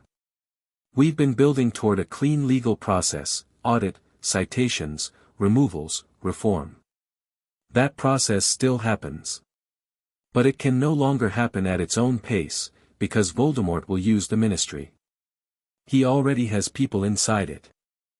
Some of the 17 wrongful imprisonment cases involve Death Eaters who were incompletely tried and are currently functional in society, potentially already making contact. She tapped 3 names on the flowchart. These 3 appointment violations we identified in the audit, Runcorn, Yaxley, and someone called Selwyn whose appointment record has irregularities I don't fully understand yet. I think they're not just Ministry corruption. I think they're Voldemort's advance placement. Harry looked at the 3 names. You're saying he's been putting people in position. I'm saying someone has been. Whether it's him directly or through loyalists who anticipated his return, she paused. It doesn't matter for our purposes. What matters is that the contract gives you the authority to compel the removal of officials whose appointments violate the accords. And if we use that authority now, specifically on those 3, we potentially disrupt whatever they're building inside the Ministry before it's operational. Fudge, Ron said. He's not a Death Eater. But he's going to deny Voldemort is back, isn't he? For as long as he can. He already is, Harry said. He said it the night of the 3rd task. We can't be certain. He's not going to stop. Which means, Hermione said, that Fudge becomes functionally complicit. Not because he's evil, I actually think he's mostly just frightened and political, but because denial is a form of collaboration. Every week he denies it is another week Voldemort's people have inside the Ministry unopposed. So we take the denial away from him, Harry said. Ron looked at him. How? Harry thought for a moment. The contract gives me audit authority. It gives me removal authority for violations. It gives me veto power over decrees that violate the Accords. He paused. But there's one thing I haven't used yet. Hermione looked at him sharply. She knew every clause of the contract by memory. The declaration provision, she said. Article 20. What's Article 20? Ron said. The sovereign holder, Hermione said, in the measured voice of someone reciting from memory, may issue a formal declaration of state to the wizarding community through the Goblin Legal Tribunal's public record, which constitutes an official public statement carrying the legal weight of the foundational accords. It cannot be disputed by the ministry. It cannot be redacted. It becomes part of the permanent legal record of the institution. A statement, Ron said, that they can't deny or bury. I can declare, formally and legally, that Voldemort has returned, Harry said. Not as a newspaper article. Not as a schoolboy's testimony that Fudge can dismiss. As the sovereign holder of the foundational contract. Through Ragnarok and the Goblin Legal Tribunal. He looked at them both. The ministry can claim I'm lying about the graveyard. They can't claim the Goblin Legal Tribunal is lying. The goblins have no political stake in whether Voldemort exists. They're third-party witnesses to the declaration. It goes into the permanent record. The room was quiet for a moment. When? Ron said. September. When school starts, when people are back and paying attention, when the prophet is running and the wizarding world is in its normal rhythms and Fudge's denial is already becoming settled narrative. Harry leaned forward. We time the declaration to land when the denial is most comfortable. Interrupted at full strength. And the removals? Hermione said. Runcorn, Yaxley, Selwyn. Same week, Harry said. Separate instruments but coordinated. The declaration and the removals land within 48 hours of each other. He looked at her. You need to write the removal instruments this week. I need to review them. Ragnarok needs time to prepare the formal process. She was already reaching for her quill. There's something else, Harry said. He reached into the satchel and drew out the iron key, holding it on its chain. When Ragnarok gave me this in 1991, he said I'd understand it fully in time. I think I understand it now. It's not just an authenticating seal. What is it? Ron said. It's the key to the Sovereign Chamber, Harry said. Under Gringotts. Below the vaults. There's a room built into the original 1213 Accords that the Goblin Legal Tribunal uses for formal proceedings. The sovereign holder can convene proceedings there that operate outside ministry jurisdiction entirely. Independent magical court, essentially. Hermione had gone very still. You can hold trials there. Proper trials. With full evidence. Pensive testimony. Under Goblin witnessed legal process that cannot be interfered with by the ministry. Harry held the key up. Sirius's case. The other 16 wrongful imprisonments. I want to run them through the Sovereign Chamber. The quiet stretched out this time, longer and deeper. Ron broke it. You've known about the chamber since 1991. I've known the key existed. I figured out what it opened about 3 months ago when I reread the full contract again and cross-referenced it against the Goblin legal texts Ragnarok sent. He put the key back inside his shirt. I wanted to be sure before I said anything. 16 people, Hermione said. Her voice was careful and controlled and doing a lot of work. And serious. 17 people, Harry said. Proper trials. Real process. Whatever outcome the evidence supports. When? After the removals.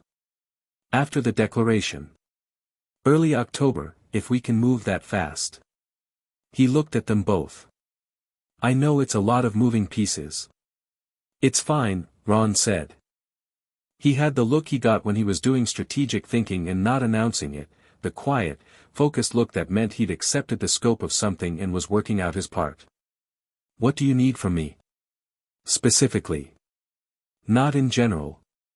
Specifically. Harry looked at him for a moment. The Weasley family has ministry connections. Your dad, your brothers who've had ministry contact, people they know. I need a clear-eyed assessment of who inside the ministry might be open to what we're doing. Not allies, necessarily. Just people who aren't Fudge loyalists and aren't Death Eater adjacent. People who might not resist. Ron nodded slowly. Dad, he said. Definitely Dad. And there's someone in the misuse of Muggle artifacts office, Dad's colleague, Perkins. He's old enough to remember when the ministry wasn't like this. He thought. I'll write to Dad tonight. Carefully. Carefully, Harry agreed. Ron pulled the flowchart off the wall and spread it on the table. Talk me through the sequence again. Start to finish. I want to be completely clear. Harry walked him through it. Declaration, removals, trials.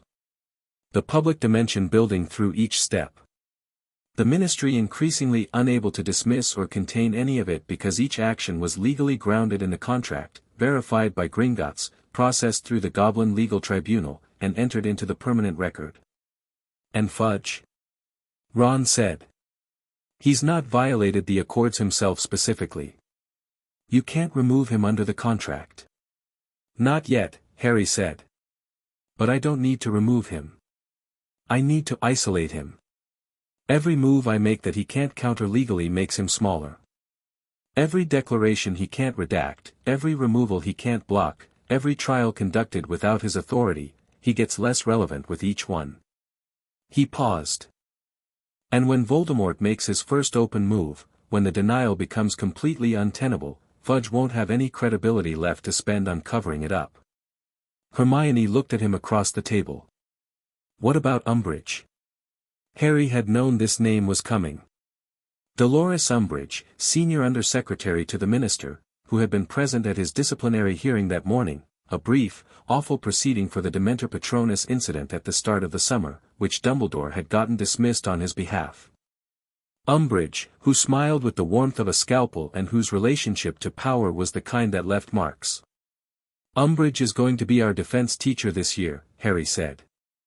I worked that out from the appointment notice that came with the school letters.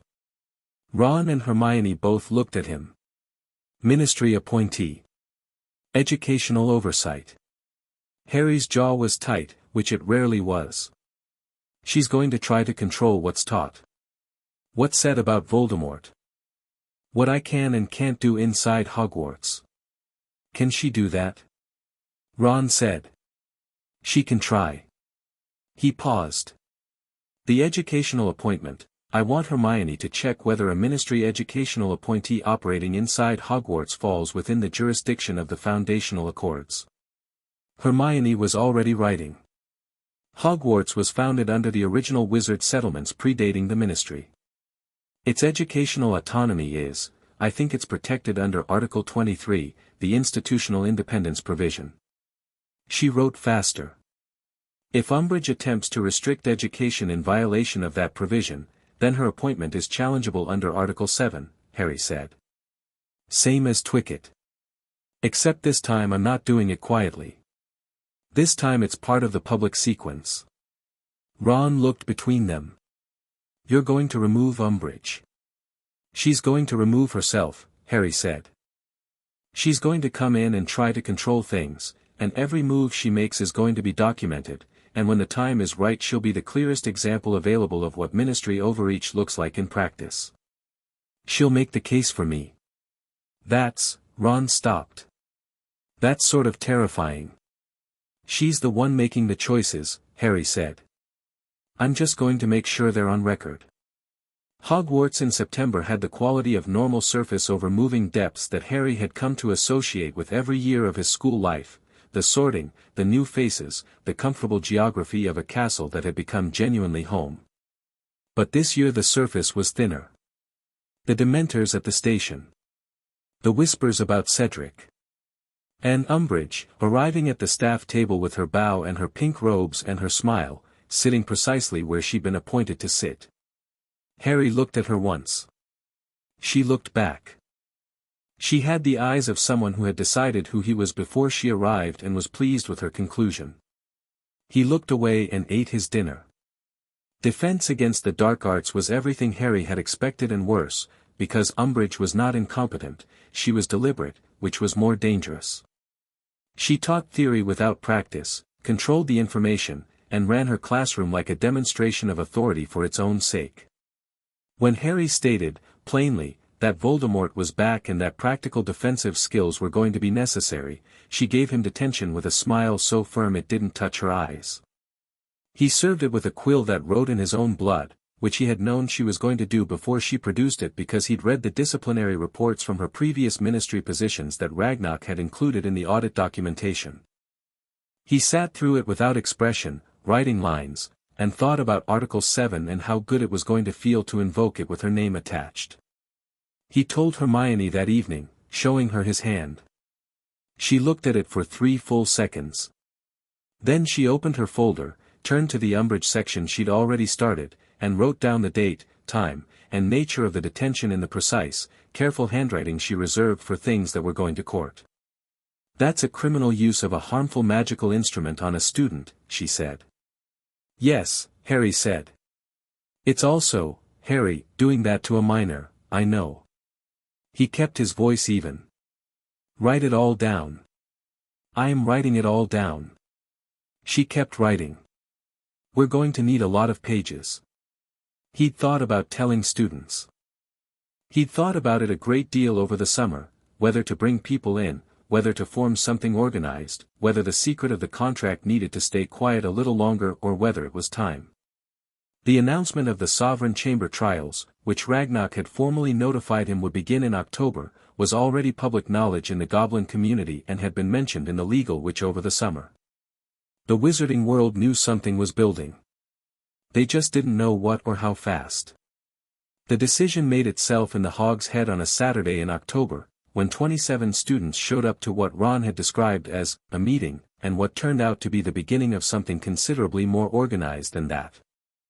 They came because of Cedric, and because of Voldemort, and because Umbridge was teaching them nothing, and because Harry Potter had a reputation now that was different from the one he'd had in first year, not the boy who lived, but the person who had published a legal challenge to the ministry in a governance journal at age 12 and followed it with an audit that found 109 violations and was currently conducting trials in a room under Gringotts that the ministry couldn't touch. They came because he wasn't afraid, and fear was what everyone was drowning in.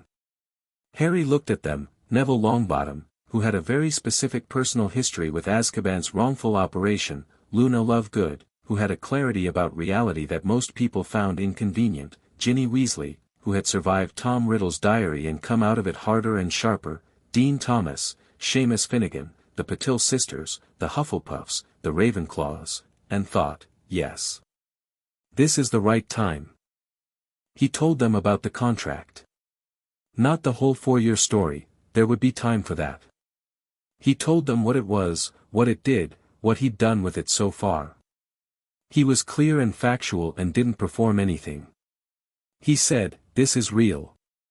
This is legal. This is what I'm doing. The question is whether you want to be part of it, not just the defense practice but the actual work of holding the ministry accountable while Voldemort is building strength." The room was very quiet when he finished. Neville was the first one to speak. "The Azkaban trials," he said. "The Sovereign Chamber. My parents were," he stopped. "Is there any chance that the people who were supposed to be tried properly, the Lestranges, were tried?" Harry said carefully. "But there are others from the same network whose trial records have irregularities in the audit documentation. I'm not going to promise outcomes. I'm going to promise process." He met Neville's eyes.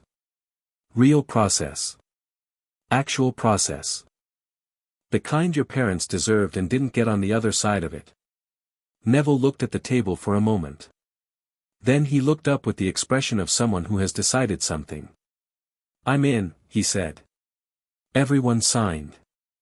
The declaration went to the Goblin Legal Tribunal on the 14th of October, a formal document in both Goblin and English, stating clearly and with full documentary evidence that Lord Voldemort, born Tom Marvolo Riddle, had returned to physical form on the 24th of June through a dark ritual in Little Hangleton, and that the denial of this fact by the Ministry of Magic constituted a public endangerment in violation of the Foundational Accord's duty of care provisions.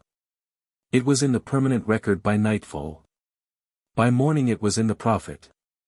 By noon Fudge had issued 4 public statements, none of which contained the word Voldemort. By evening the wizarding world was having the loudest public argument it had had in 15 years. The 3 removal instruments, Runcorn, Yaxley, Selwyn, landed on the Ministry's desk 46 hours after the declaration, as planned. All 3 had their appointments formally voided by the Goblin Legal Tribunal under Article 7, with full documentary evidence from the audit attached. All 3 were escorted from the Ministry building by Gringotts process servers, which was a sight nobody had ever seen before and which Rita Skeeter, who had apparently been waiting for exactly this moment, described in print with a breathless glee that was actually, for once, completely accurate. Ron's owl found Harry the morning after the removals with a letter that said, "Dad cried. Mum too. Fred and George want to know if they can tattoo the Article 7 clause number on something. I said I'd ask." Harry wrote back, "Tell them no. But also well done." The first Sovereign Chamber trial convened on the 23rd of October. Harry attended in his capacity as Sovereign Holder, which meant he sat at the witness table rather than the bench. The trials were conducted by Ragnarok and 2 senior Goblin legal arbiters, operating under the Foundational Accords, with Hermione as the presenting legal researcher. Harry had argued about the last part with her. "You don't need me presenting," she'd said. "You have Goblin legal counsel." "I need you presenting," he'd said. "Because you know this material better than anyone, and because when a 17-year-old Muggleborn which presents the legal case in front of an institution built on the 1213 Accords that were supposed to protect Muggleborn rights, it means something. It makes the point without making the point." She had looked at him for a very long time. "That's manipulative," she said. "It's symbolic," he said. "Those aren't different." "No," he said. "But it's honest symbolism." She presented. Sirius's trial took 4 hours. The pensive testimony was exhaustive. Sirius himself, Lupin who had given his account in a morning-long session the week before, the Marauders' map evidence, the documented absence of any trial record in Ministry files. The Goblin arbiters asked questions with the methodical precision of a process that was interested only in fact. The verdict was delivered by Ragnarok in the particular formal Goblin that Harry now understood well enough to translate in real time. The imprisonment of Sirius Orion Black was conducted in violation of Article 14 of the Foundational Accords. No trial was held. No evidence was formally presented. The imprisonment was therefore illegal under Goblin witness law, and the record is hereby corrected.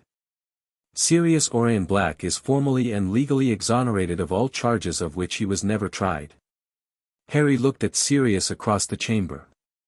Sirius he was not crying, which was clearly taking effort. He had his hands flat on the table in front of him and was looking at the Goblin arbiters with an expression that had too many things in it to describe cleanly. Harry reached across and put his hand briefly over Sirius's. Sirius turned his hand over and gripped it once, hard and fast, and let go. After the chamber had cleared and Ragnarok was speaking to his colleagues, Harry and Sirius stood in the corridor outside and neither of them said anything for a moment. "I don't know how to," Sirius started. "You don't have to," Harry said. "Harry, you're exonerated. That's what matters." He looked at Sirius steadily. "You're going to be able to come home now. Properly." Sirius closed his eyes briefly. "Grimmauld Place isn't really, I don't mean Grimmauld Place," Harry said. "I mean the world. You can be in it. Properly." Something in Sirius's face broke open and rearranged itself into something that looked newer, less armored. "Yeah," he said, roughly. "Yeah, okay." They stood in the corridor of the Sovereign Chamber, 15 feet under Gringotts, and the world above them was about to be louder and harder and more complicated than it had ever been, and Voldemort was building something in the dark, and Umbridge was in his school making students write in their own blood, And there were 16 more trials to run and 109 violations to address, and a war that was coming whether anyone was ready for it or not. But Sirius was free. Formally, legally, permanently, irreversibly free. And Harry thought, one thing at a time. One door at a time. And you can do the whole building. He went back to school, and Umbridge tried to have him banned from Quidditch on a fabricated pretext, and he documented it. She tried to establish a High Inquisitor's authority over student movements, and he documented it.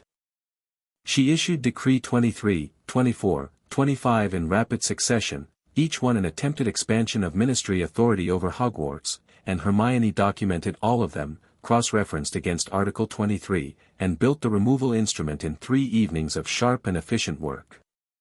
Harry reviewed it and added 2 clauses she'd missed. She revised without ego. He revised her revisions without ego. This was how they worked.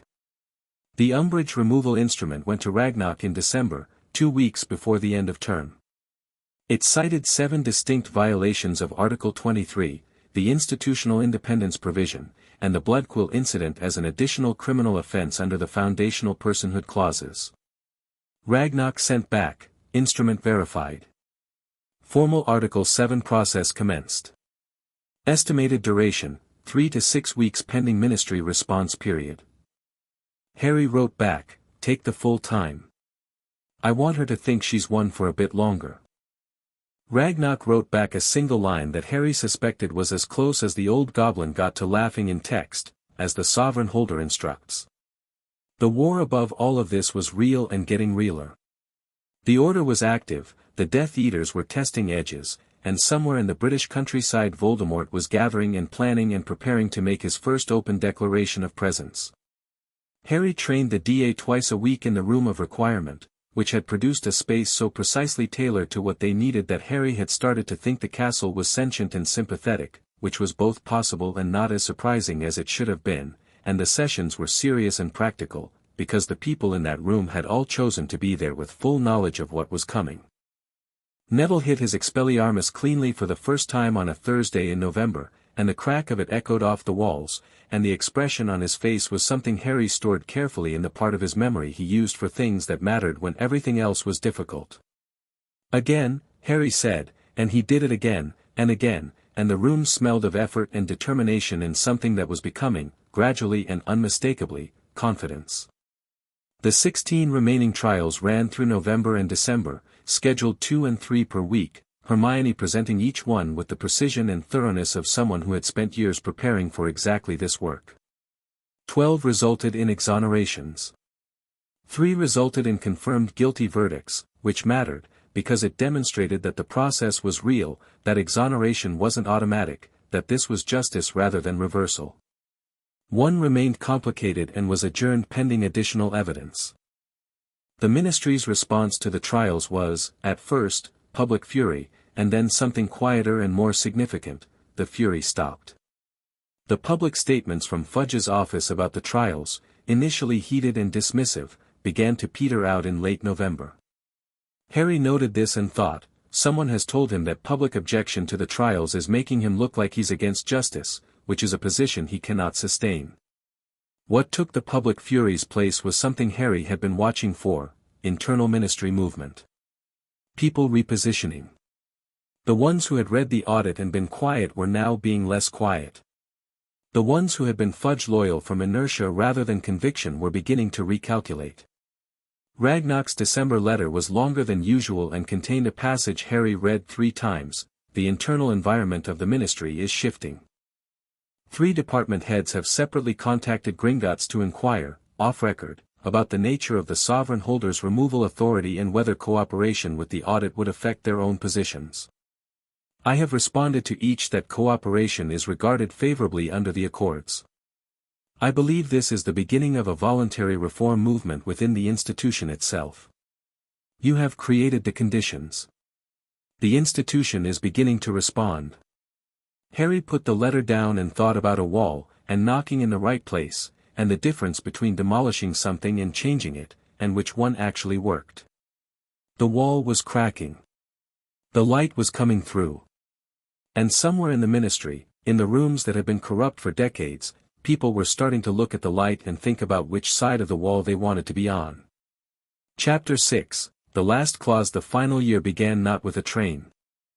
It began with Harry standing in the Ministry of Magic's atrium on a Tuesday morning in September, 17 years old, school robes replaced with plain dark clothes and the satchel over one shoulder, watching the golden statues of the Fountain of Magical Brethren, wizard and witch elevated above goblin, centaur, house elf in attitudes of servitude, and thinking that when this was done he was going to have a conversation with whoever was responsible for the fountain's design, and it was going to be a very short conversation. Voldemort had moved.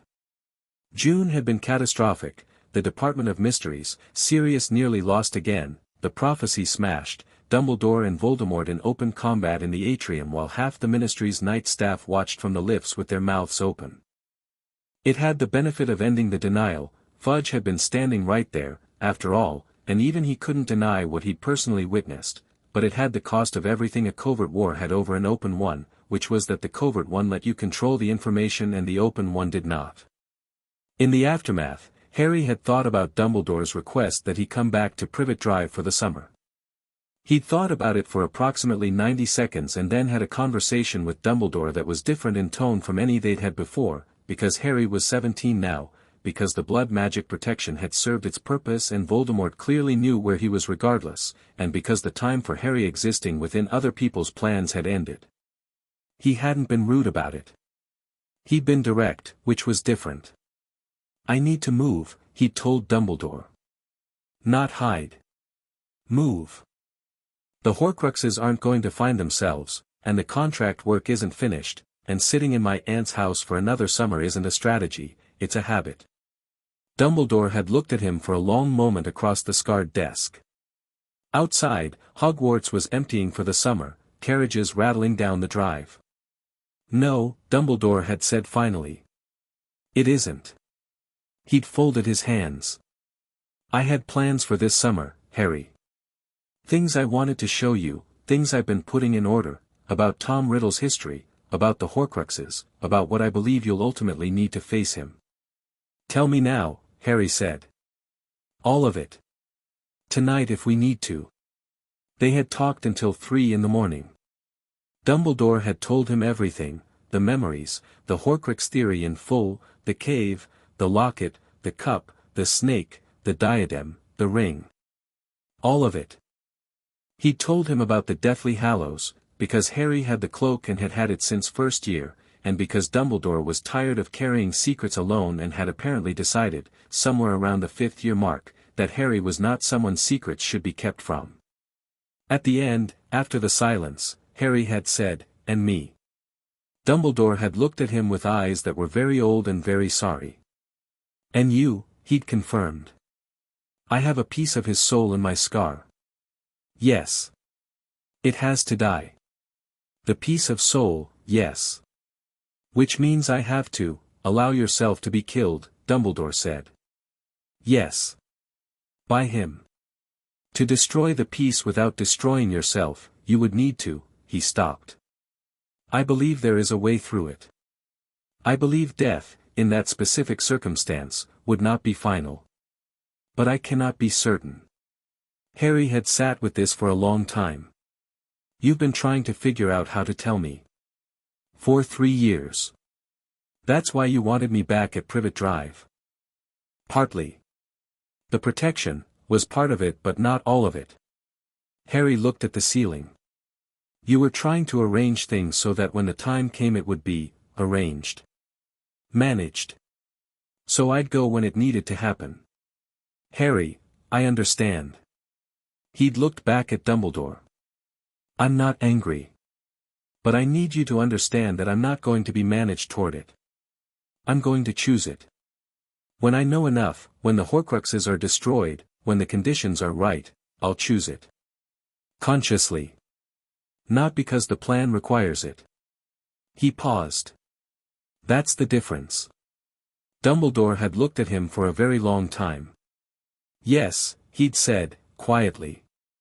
"That is the difference." And then, with a weight that Harry understood was as close to an apology as Dumbledore could make for the specific transgression of underestimating someone, I should have told you sooner. Yes, Harry said. But we're here now. The summer had been hunting. Not alone, he'd refused that, absolutely and without discussion, because Ron and Hermione had chosen this years ago and there was no version of the Horcrux hunt that didn't include them. They'd spent 3 months operating in rotating safe houses, following leads, destroying what they could find. They'd found the locket, destroyed it, a process that was deeply unpleasant and had required them all to confront versions of their worst fears that the locket had been pleased to manufacture. Ron had punched through his without comment and looked marginally traumatized after and then immediately asked what was next. Hermione had destroyed the cup with a basilisk fang, collected during that second-year chamber incident, which she had predicted would be useful and which had therefore been in her emergency kit for 3 years, with the decisive efficiency of someone crossing an item off a list. The diadem had been at Hogwarts, hidden in the Room of Requirement. Harry had found it in a memory palace he'd been constructing since 3rd year, a mental space where he organized everything he knew about Voldemort's psychology, his obsessions, his attachment to Hogwarts as the only home he'd recognized. The diadem fit there perfectly. He'd told Dumbledore in July and they'd retrieved it on a quiet Sunday in August, just Harry and Hermione and Fiendfire in a controlled space that left a burn mark on the ceiling and a destroyed Horcrux on the floor. The ring was Dumbledore's problem and always had been. The old man had dealt with it himself the previous year and had the blackened hand to show for it, and Harry had looked at the hand and thought about sacrifice and what it cost and not said anything, because some things didn't need comment. That left the snake. And the thing in Harry's scar. September was a different kind of battle than any of the ones that had come before, because September was the Ministry and the war arriving in the same place simultaneously, which Harry had known was coming and had spent the summer preparing for and was still not entirely ready for because the scale of it was the kind of thing that abstract preparation couldn't fully capture. The Ministry had fallen. That was the plain fact of August. Voldemort's people had walked through the front door. Yaxley, who had been removed by the contract and reinstated by force, along with others, and what had been a corrupted but functioning institution was now an occupied one. The Ministry of Magic was under Death Eater control, and Fudge was out, and Thickness was in as a puppet, and the whole edifice that Harry had been legally reforming for 5 years had been walked into by the people who stood to benefit most from its corruption. He'd gotten Ragnarok's letter on the 14th of August, standing in a forest in Wales. The Ministry has been compromised. Thickness operates under Imperius. The legal apparatus is suspended. Contract enforcement mechanisms are currently non-functional due to occupation. He'd written back immediately, keep the records. Every record. Everything from the audit, every trial outcome, every removal instrument, every declaration. The Sovereign Chamber is secure. Ragnarok. The Sovereign Chamber is under Gringotts. Nothing reaches it without the key. It is secure. Harry, good. Then the legal record survives even if the institution doesn't. That's what matters. Ragnarok had written back 3 days later, a letter that was longer than usual and more personal than their correspondence typically ran. You have built something that cannot be undone by force. The violations have been documented. The exonerations have been issued. The trials are part of the permanent record under Goblin witness. Even under occupation, none of that can be unmade.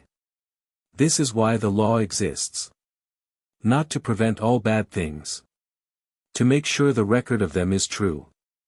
And then, at the bottom, in a line that stood alone, whatever happens next. The record is yours. Harry had kept that letter. Now, standing in the Ministry atrium on September's first Tuesday, he was here because the Resistance needed a move that wasn't just defensive. They needed to take something back, and what they needed to take back first was the narrative, the story the Ministry under Thickness was broadcasting through every channel available, the story where Voldemort's rule was legitimate, where the Muggleborn registration was lawful, where resistance was criminality. The Muggleborn Registration Committee was in full operation. That was the thing that had brought him here today, the thing that had moved the timeline. He'd heard, through the Order's channels, that a witch named Mary Cattermole was being tried that morning. He'd read about the committee in the original audit. It had existed briefly in the 80s and been dismantled, and Harry had included its historical operation as a violation of the foundational personhood clauses. Now it was back, fully operational, running through the Ministry's courtrooms with the grim efficiency of institutional evil. He knew it was a trap, probably. He'd thought about it with Ron and Hermione for 2 evenings and they'd agreed it was probably a trap and agreed they were going in anyway, because Mary Cattermole was a real person and the calculation that traded real people for strategic safety was one Harry had declined to make and refused to start. The plan had several layers. The execution was characteristically direct. Ron, disguised as a ministry official named Cattermole, went to the 7th floor to deal with the weather situation in a relevant office. Hermione, disguised as Mafalda Hopkirk, went to the courtroom level. Harry went invisible, the cloak, which was an ancient and reliable friend, and went directly to the thickness situation. He wasn't going to remove thickness by hand. He had something better. He had the contract. He went to the minister's office, which was on the 3rd floor and heavily guarded in the specific way of people who are guarding something that shouldn't need guarding, and thought about the iron key warm against his chest, and the sovereign chamber beneath Gringotts, and everything Ragnarok had built and documented and held through 6 years and an occupation, and invoked Article 20. Not the declaration about Voldemort, that was already done, already in the record. Article 20, Clause 4, which Hermione had identified in their very first library session at Hogwarts and which Harry had been saving because it was the biggest instrument in the contract and you only used the biggest instrument when the situation was biggest. The sovereign holder, in circumstances where the institution of the Ministry of Magic has been compromised by unlawful seizure of executive authority, may issue a declaration of institutional nullity, rendering all executive acts carried out under the compromised authority void ab initio, from the beginning, under Goblin witnessed legal record. Every decree Thickness had issued. Every appointment. The Muggleborn Registration Committee's operation. All of it, legally void. Not destroyed. Not erased. Void. The records would exist, as evidence of what had been done. But they would have no legal force. Every action taken under them would be legally challengeable. Every person convicted by the committee could seek remedy through the Sovereign Chamber. He had drafted the declaration in a safe house in Wales. Ragnarok had verified it. The Iron Key's seal was on the formal instrument in triplicate. He had 1 copy. Ragnarok had 1. The Sovereign Chamber archive had the 3rd. Harry stood invisible in the corridor outside the minister's office and thought, this is the last clause. This is what the contract was built for. He invoked it by speaking the formal Goblin words aloud, which were not complicated but were precise, because Goblin legal language was a precision instrument rather than a blunt one, and the magic of the contract, dormant for 6 years except when invoked for specific provisions, but always there, always warm, activated fully for the first time since Gringotts in 1991. The atrium, 1 floor below, went very quiet. Harry could feel it even through the stone floors, something like a resonance, a frequency, the magic of a very old agreement doing what it had been built to do. The golden light that had appeared during his Gringotts authentication in first year reappeared, briefly, and moved through the building's walls the way heat moves through metal, not visible exactly, but perceptible, if you knew what you were looking for. He heard shouting from below. Then running. Then nothing. He went to find Hermione. The courtroom was chaos by the time he got there, Death Eater guards disoriented, several people in ministry robes who had apparently been watching the trial looking around with expressions of radical confusion, and Mary Cattermole standing in the center of the courtroom completely unprepared for the fact that the legal proceedings she'd been subjected to had just been rendered void mid-sentence. Hermione, still as Mafalda Hopkirk, was next to her with a hand on her arm and an expression of focused calm that Harry recognized as her crisis mode, everything stripped down to what was necessary, moving at the speed of someone who had thought through contingencies. Harry pulled the cloak off. Several people in the courtroom saw him and their expressions went through interesting sequences. One of the guards went for his wand and Harry said, Expelliarmus, with the tone of someone completing a routine task, caught the wand, and put it in his pocket. Mary Cattermole, he said, to the woman in the center of the room who was looking at him with the particular expression of someone in shock being asked to follow a new set of instructions. "You're free. The proceedings against you are legally void. You should go home to your husband and your children." She looked at him. She looked at Hermione. She looked at the guards who were no longer holding their wands. "Who are you?" she said. "Harry Potter," he said, because there was no version of this moment that benefited from false modesty. She looked at him for 3 seconds. Then she said, "Thank you," in a voice that had everything in it, terror and relief and a grief that didn't have a name yet for everything the last months had been, and walked out of the courtroom. Harry watched her go and felt something he didn't have good words for. He filed it carefully in the same place he'd filed Neville's Expelliarmus and Sirius's exoneration and his mother saying "Hold on." Ron appeared in the courtroom doorway, slightly out of breath and no longer disguised. "We need to move. The upper floors are going to sort themselves out in about 4 minutes." "I know," Harry said. He looked at Hermione. The nullification went through. She looked at him with eyes that were very bright. "I felt it." In the courtroom, the whole proceeding it changed. The magical authority behind it evaporated. "Every act under thickness appointment," Harry said. "Void." Ron looked at him. Then at the ceiling. Then back at him. What did you just do?" "The last clause," Harry said. Ron absorbed this. "The whole ministry. Every Death Eater decree. Legally void. They still have physical control. The occupation still exists. But legally, every action they've taken since August is void. Every person they've prosecuted has grounds for remedy. Every appointment they've made is challengeable." He headed for the door. "Come on. We need to be out before the confusion resolves." They left the ministry at speed and reappeared in a park in a suburb of London that smelled of cut grass and passing rain, and Hermione sat down on a bench and Ron sat beside her and Harry stood in front of them, and for a moment nobody said anything. "The war isn't over," Harry said. "They still have physical control. Voldemort is still, we still need the snake. And I still need to," he stopped. He looked at Ron and Hermione. "I need to tell you something." They looked at him. "The Horcrux," he said. "The last one. The one in me." He kept his voice level. "Dumbledore thinks I need to let him kill me to destroy it. That I can come back, potentially, but I need to die first." The silence that followed was the deepest one Harry had experienced in 6 years of significant silences.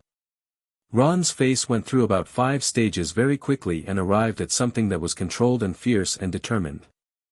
Hermione's went white and then pink and then settled into the expression she wore when she was thinking harder than she'd ever thought before. "He thinks," Ron said. "Doesn't know." "Doesn't know," Harry confirmed. "There are variables," Hermione said immediately. Her voice was careful and quick, the way it got when she was building something in real time. "The blood protection, Voldemort used your blood to rebuild his body. There's a connection there that, I've been reading about sacrificial magic, about the way old magic propagates." "Hermione, I'm not telling you not to," she said sharply. "I'm telling you I've been thinking about it since 5th year when I figured out where Dumbledore's reasoning was heading, and the variables matter." She looked at him directly, with eyes that were serious and scared and completely steady. "When it happens. When you go to him. You have to mean it. You have to choose it consciously and fully. The magic of self-sacrifice, the same magic that saved you in 1981, only operates at full strength when the choice is completely free." She paused. "So be sure." Harry looked at her. "I am sure." "I know," she said. "I just needed to say it." Ron was looking at the grass. Then he looked up. "After," he said. "You're coming back after. That's the theory." "It's not a theory," Ron said, with a flat certainty that had nothing to do with evidence and everything to do with will. You're coming back. Harry looked at him for a moment. Okay, he said. Ron nodded once, like this settled it. They had 3 more months. The Horcruxes fell one by one. The snake was the last and hardest and required the kind of coordinated precision they'd been building toward for 6 years, Ron creating the distraction and Hermione executing the strike with a speed that surprised Nagini enough to be effective, which was all the surprise needed to be. Voldemort felt it. Harry felt him feel it, through the scar, the same way he'd felt the other losses, each one a diminishment, a piece of something vast and sick becoming smaller. The Battle of Hogwarts was the castle and everything it meant. Every staircase Harry had mapped in first year, every corridor Ron had complained about, every library corner, every room the room of requirement had made for them when they needed it. Death Eaters in the halls and the Order fighting back and students who had been training for 2 years in secret doing exactly what they'd trained for. Neville decapitated Nagini with the sword of Gryffindor in the entrance hall, which Harry heard about from 3 different people afterward and which he thought was, if he was honest, exactly right. Not because Neville needed to prove anything, he'd been proving things steadily for 6 years, but because the story of the sword going to the person who needed it most at the moment they needed it most was the story Gryffindor was supposed to tell, and it told it perfectly. Harry went to the forest alone, which he had promised nobody he was going to do and therefore technically not broken any promises, and he used the resurrection stone because his mother and father and Sirius and Lupin were there when he opened his hand and the cold comfort of them was what he needed for the walk. His mother's eyes were very green. He'd never seen them before, not really, not looking back at him. You're going to be okay, she said.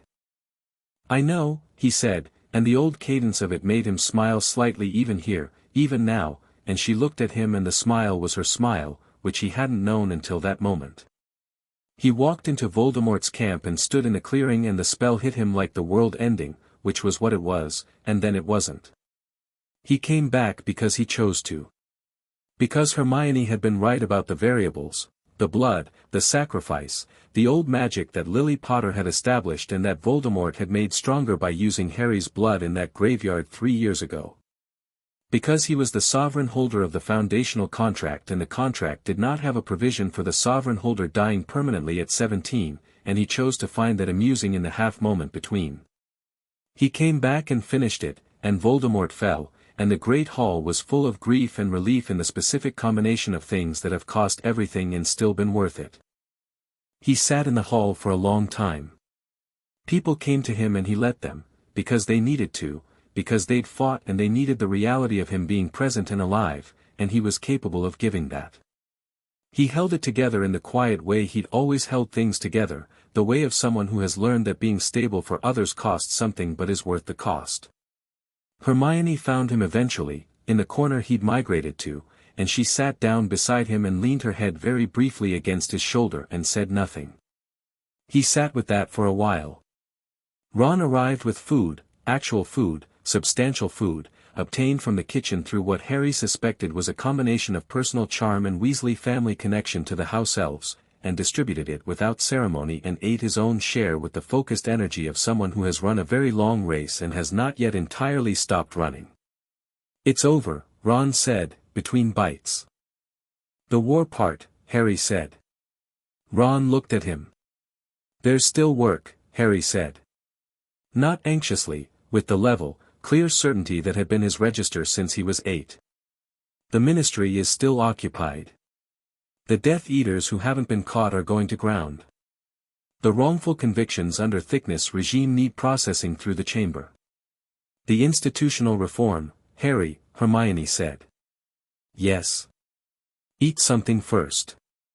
He looked at the plate Ron had put in front of him. He picked up a roll and ate it, and it was the best thing he'd ever eaten, which was partly the bread and partly everything that had happened since breakfast. Okay, he said. But then. Then, Ron agreed. Absolutely then. All of it. All of it, Hermione said. We'll build a schedule.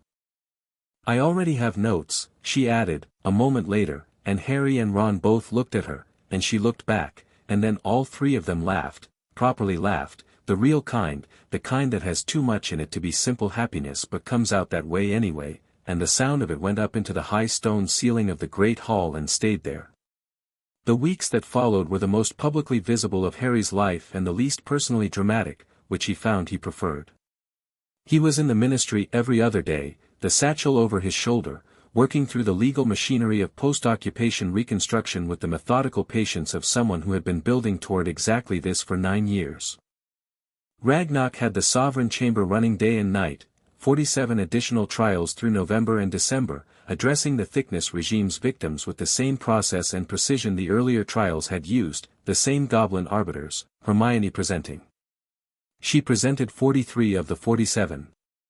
She was 18 and a Muggle-born, and she stood in the sovereign chamber under Gringotts and presented the legal cases for 43 people's exonerations with a precision and a command of the material that made the goblin arbiters ask, after the 22nd session, whether she intended to pursue formal qualification as a goblin witness legal practitioner. She had said yes before Harry finished translating the question. Kingsley Shacklebolt became Minister of Magic in the aftermath, temporarily first and then by election, which was the first properly conducted ministerial election in 16 years, Harry having invoked the electoral provisions of Article 19 in October to establish the process. Kingsley was good, genuinely good, not just competent. He was honest in the way that effective people in positions of authority were honest, not as a luxury but as a practical strategy, because institutions that ran on lies were fragile and he'd seen enough fragility. He and Harry sat in the minister's office one Thursday in November and had the most direct conversation Harry had had with a minister of magic, which was not saying very much given that his previous ministerial conversations had been with Fudge, but which was also genuinely good by any measure. The contract, Kingsley said. The sovereign interest. I need to understand how it works in a functioning ministry. Not an occupied one, not a corrupted one. A functioning one. It's passive unless invoked, Harry said. I'm not going to be looking over your shoulder. I'm not going to veto things because I disagree with them. The contract is a check on institutional corruption, not a check on policy. He leaned forward slightly. What I need from you is what I needed from Fudge and never got, proper compliance with the foundational accords. The audit findings are on record. The violations are documented. I need a 10-year reform program to address them. Kingsley looked at the audit summary on his desk, Hermione's clean, organized, comprehensive document. All 109. All 109, Harry said. Some are addressed already. The wrongful imprisonments are through the chamber. The illegal appointments from the Voldemort era have been voided. But the financial provisions, the Goblin liaison underfunding, the structural discrimination against Muggleborns, we're working on it, Kingsley said. I want Granger on the advisory committee. Ask her yourself, Harry said. She'll have opinions about the committee's scope. Kingsley looked at him with the particular expression of someone who has dealt with Hermione Granger in a professional capacity. I'm aware, he said. I'm planning to give her a great deal of scope and then get out of the way. That's exactly right, Harry said. They shook hands. Harry thought, this is what it looks like when it works. Not perfectly, not cleanly, not without ongoing friction and negotiation and the endless difficult work of institutions staffed by people who were all trying to get something right and frequently disagreed about what right meant. But working. Genuinely working. He left the ministry and walked up into the December afternoon, Muggle London around him, the city going about its business with the cheerful indifference it gave everything, and thought about a charity shop in Surrey and a dusty floor and a boy who had found a piece of old leather and learned, by reading it carefully, that the world was different than it seemed. Sirius was waiting for him outside the ministry entrance, which Harry hadn't expected but also somehow had. He was standing in the December light with his hands in his pockets and a dog at his feet, an actual dog, a large black mongrel he'd adopted from a rescue shelter in September, with the statement that he had always felt a connection, and looking thoroughly pleased with existence, which he'd earned. How'd it go? Sirius said. Well, Harry said.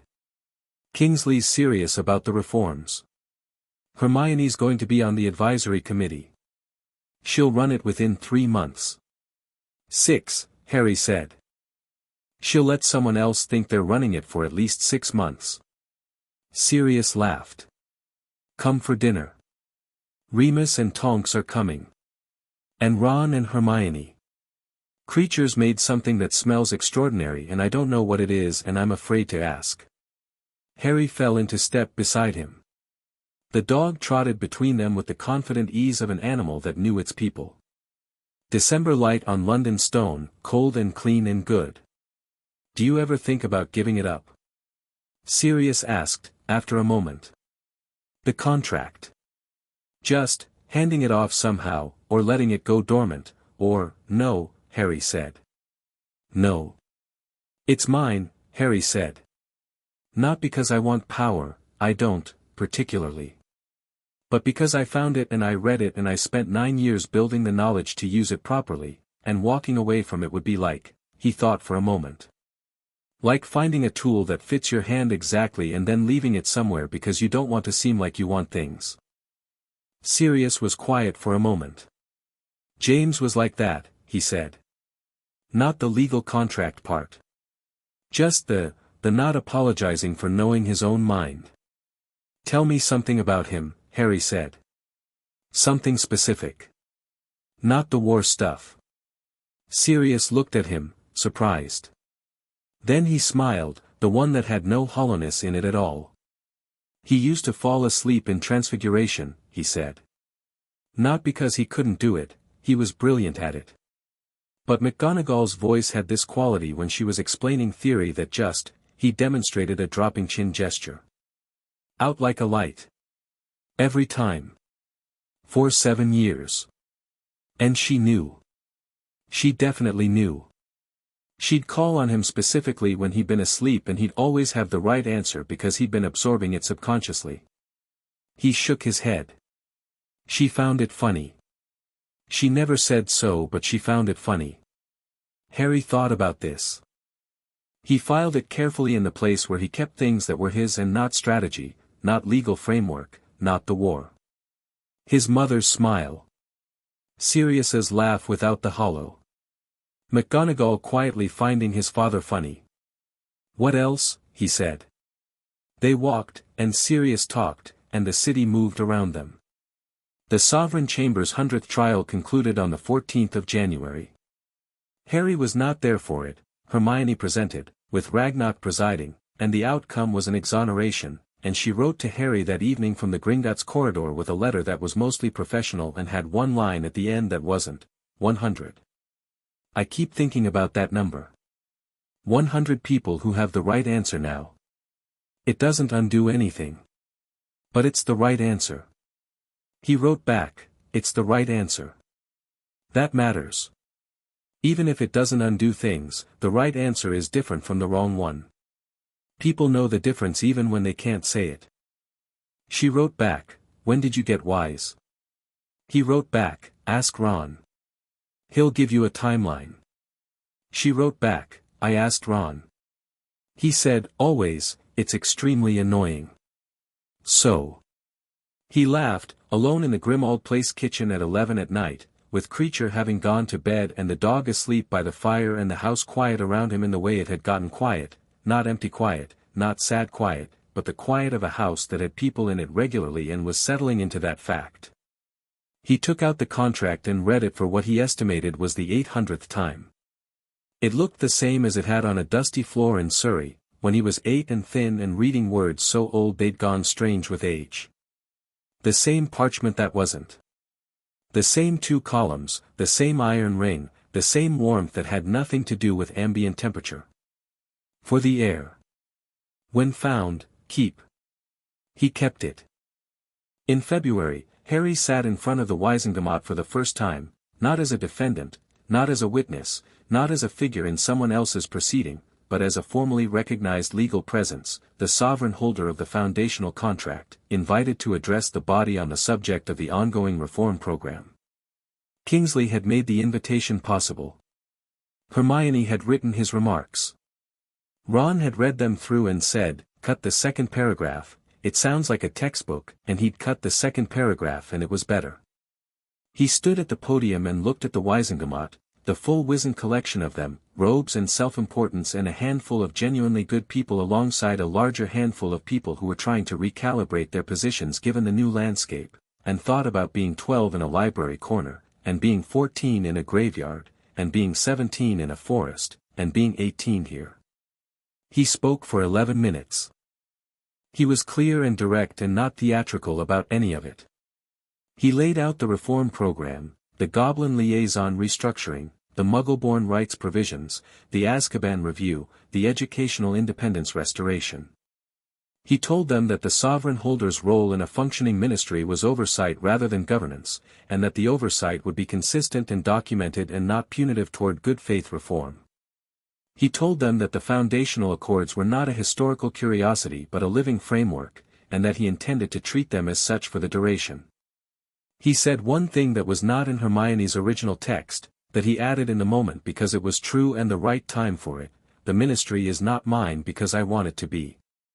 It's mine because someone in 1213 understood that an institution this powerful needed a check on it that operated outside the institution itself. That's what the contract is. Not a throne. A check. He looked at them.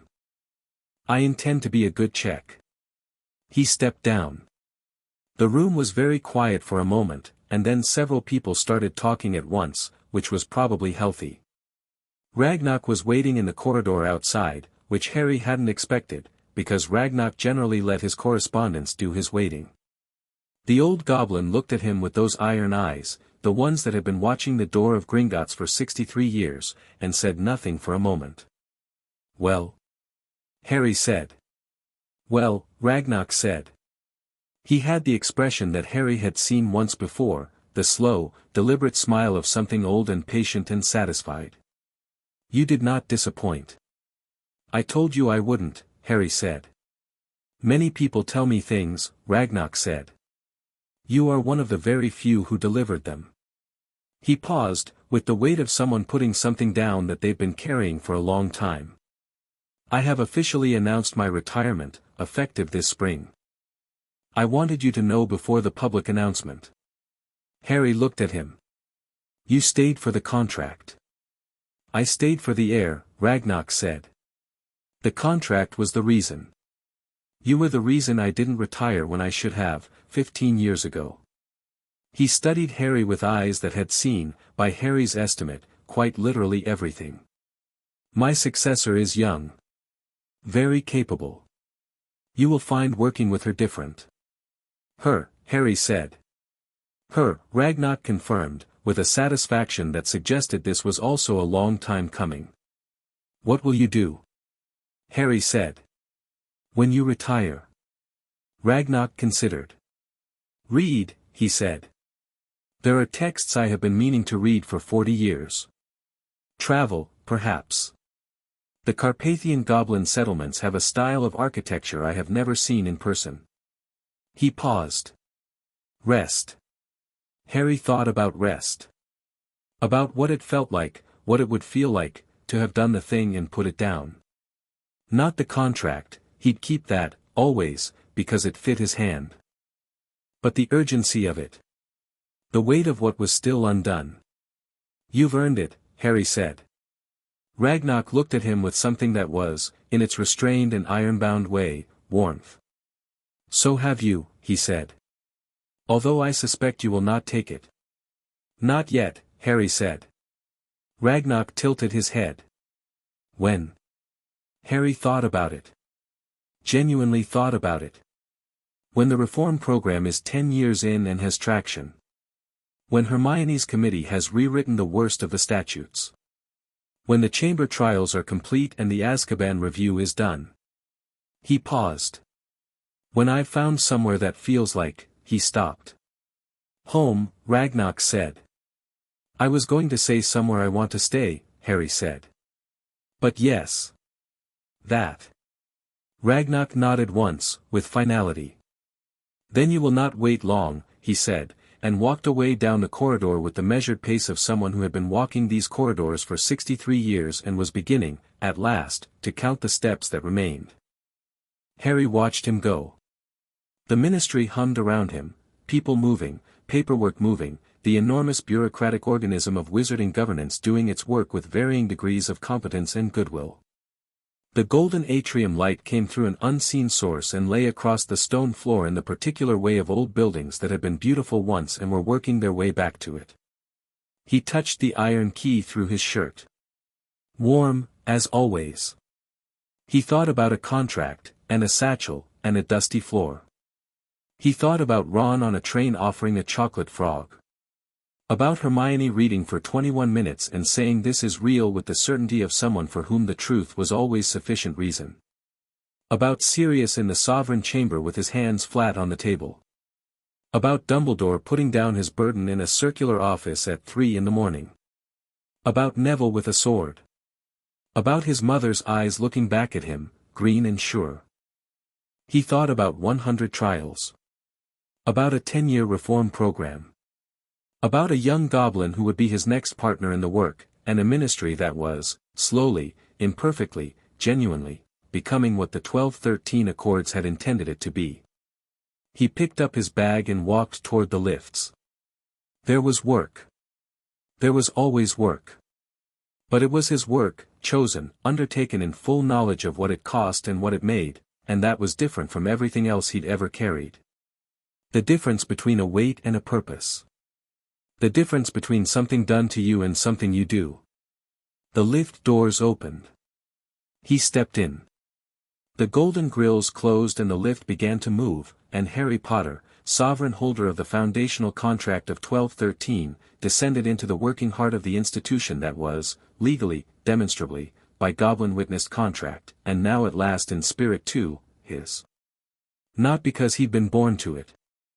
Because he'd found it, on a dusty floor, at 8 years old, and he'd read it carefully, and he'd decided, yes. This. I'll keep this. And he had.